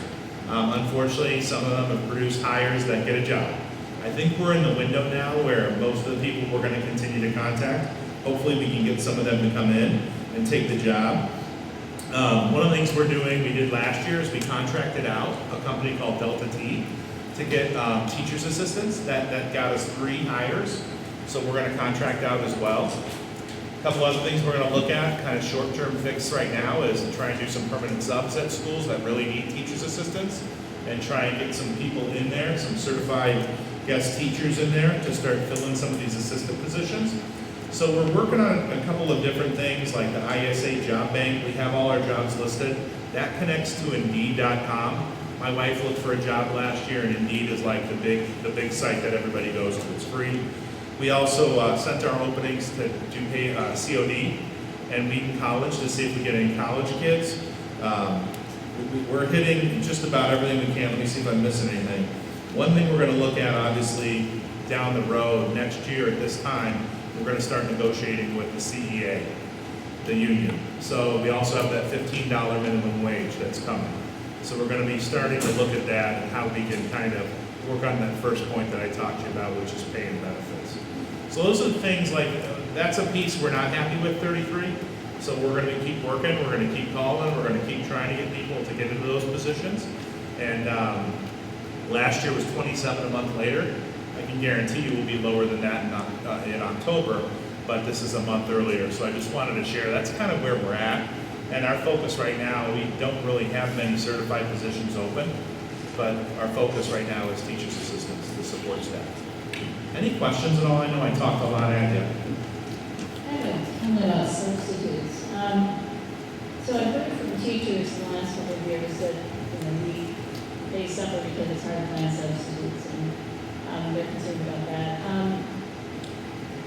Back when my kids were in elementary school, word on the street was all you need is a bachelor's degree, and you can go through the steps to get a substitute license. And there were an awful lot of parents, moms, who were doing substitute teaching. And then at some point, our district decided you had to have an actual professional educator's license. So now just the regular old college-educated parents are not moonlighting as substitutes.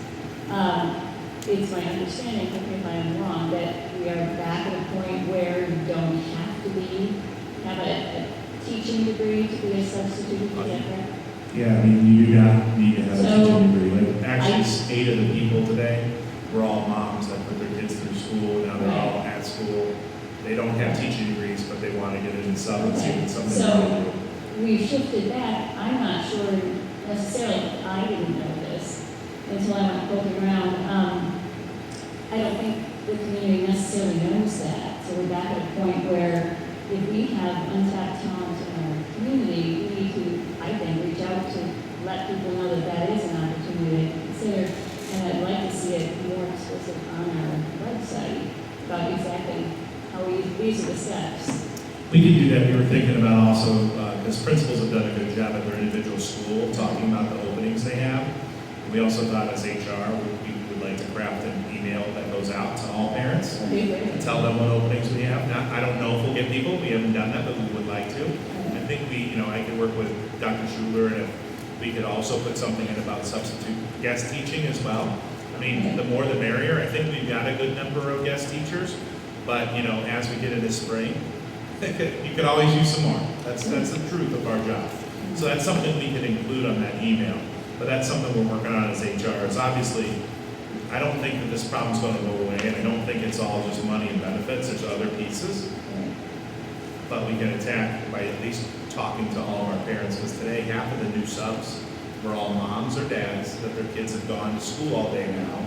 So they're coming back in the workforce and they're thinking about education as being their profession, but they haven't made that decision.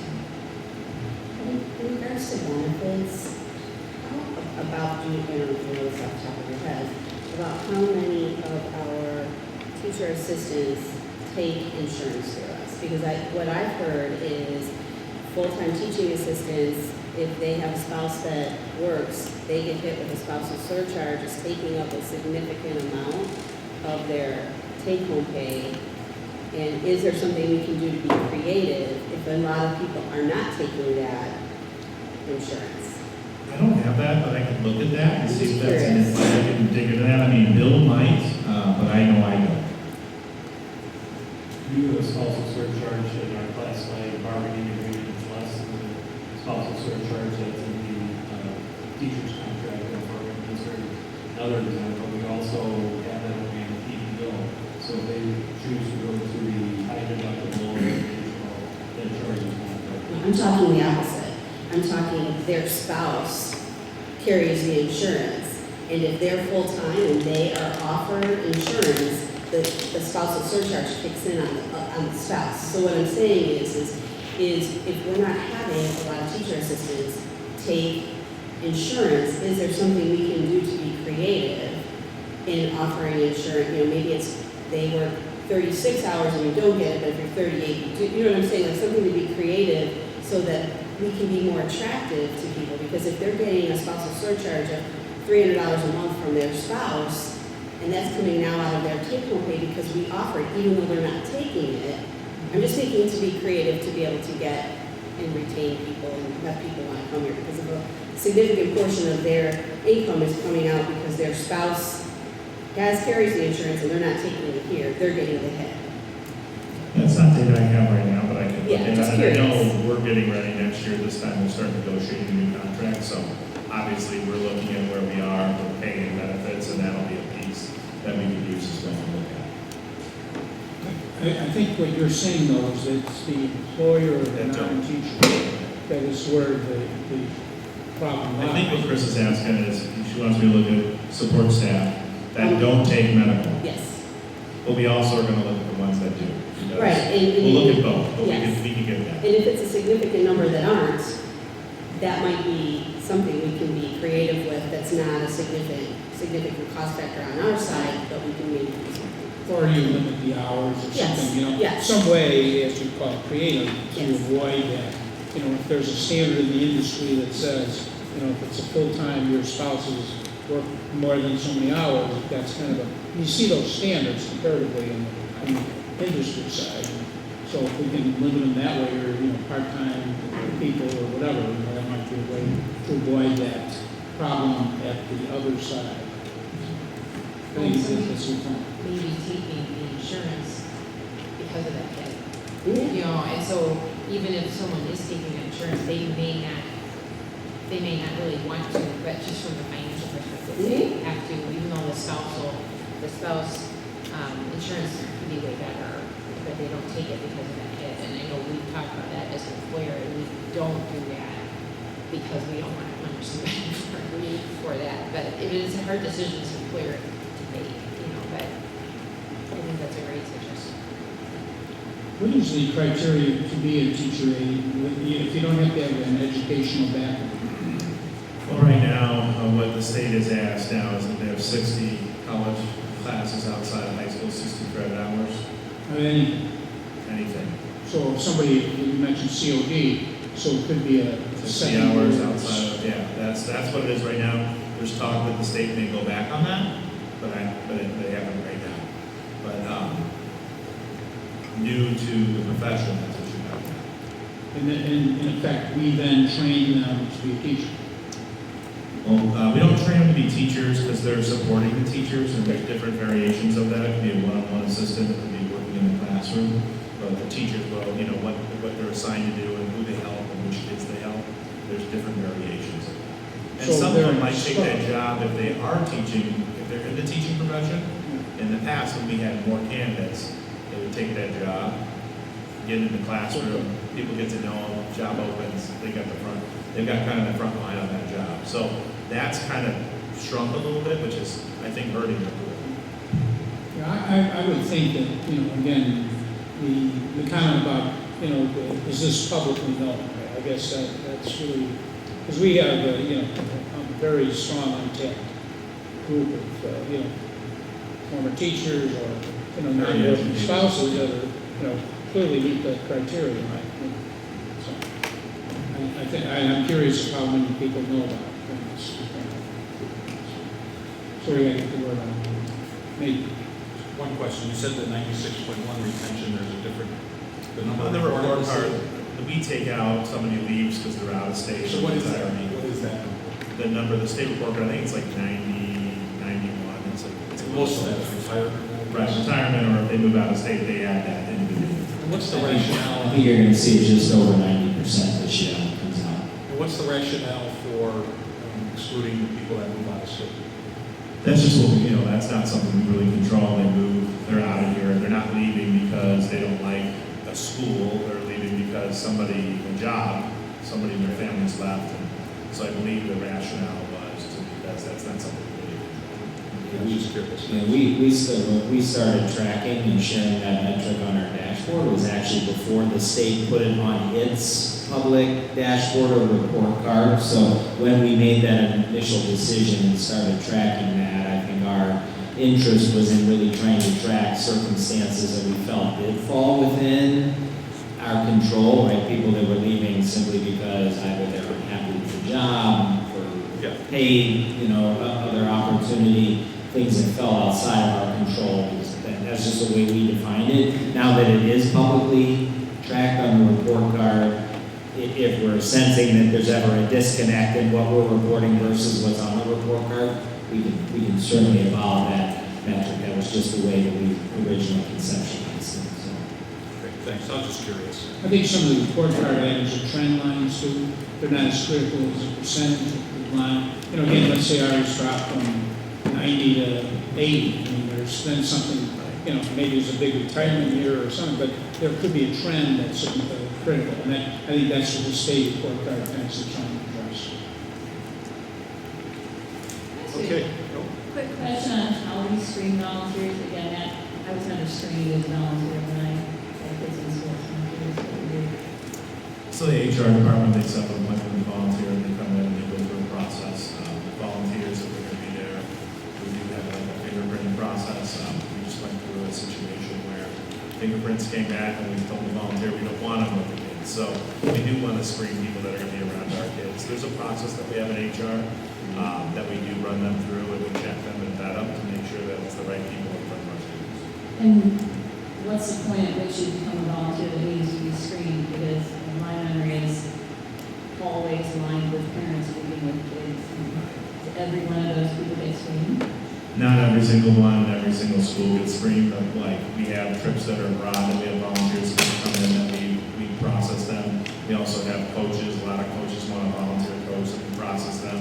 And we're around the kids a lot and more than just here and there. Like we do bring in the volunteers and there are different criteria, and Jeff, you might want to speak to a little bit more than I do, but I know those are two if you are going to potentially be alone with kids, if you are going to work directly under the supervision of a teacher, you're coming in, your volunteer work is inside the classroom, whereas the classroom teacher, I'm always there to supervise. We don't require a background check. If you're going to be on a field trip where you're going to be alone with kids, if you're a coach that's going to potentially be alone, if you're ever going to be in a situation where you're not under the immediate supervision of a certified person, we do put them through the criminal background check. And the history on that is that the state started requiring criminal background. I think the point you were talking about, that wasn't a requirement for everybody to go through that criminal background check. So if you chaperone a trip to the zoo, are you being? Yeah, I was just going to say that I was fingerprinted when I was going to. Yeah, and a lot of times that's because maybe when you go to the zoo, Susan has a group of 7 kids she's responsible for, and they're following their own path where they may not be with that teacher. So again, sometimes that circumstance dependent, but most often it's field trips outside of the piece, or truly a situation where, you know, maybe a volunteer is going to be kind of helping with doing, like, you know, running records or something where they're literally working, not necessarily right inside the classroom. And so what about parents sitting right outside the classroom door doing first grade reading? Is that not? Not if they're working right under the supervision of a teacher. Okay. Thank you. Yeah, I just, this is always an issue or a topic that the boards are very attuned to and very interested in, and so as we go through the year, just keep us abreast of some of these openings and situations, and as we think about planning for next year, I think what we've displayed tonight is we're open to whatever tinkering we might need to do going into next year. Okay, that's it for oral reports. We have 4 written reports that are attached to the agenda. We have the monthly financial report. We have the Early Learning Center construction update. We have a Freedom of Information Act report and the teacher and administrator compensation reports. Those are for information. Board members have any questions on those? I have a question on a teacher compensation report. Could somebody explain what the other benefits column in holds? What all of that show?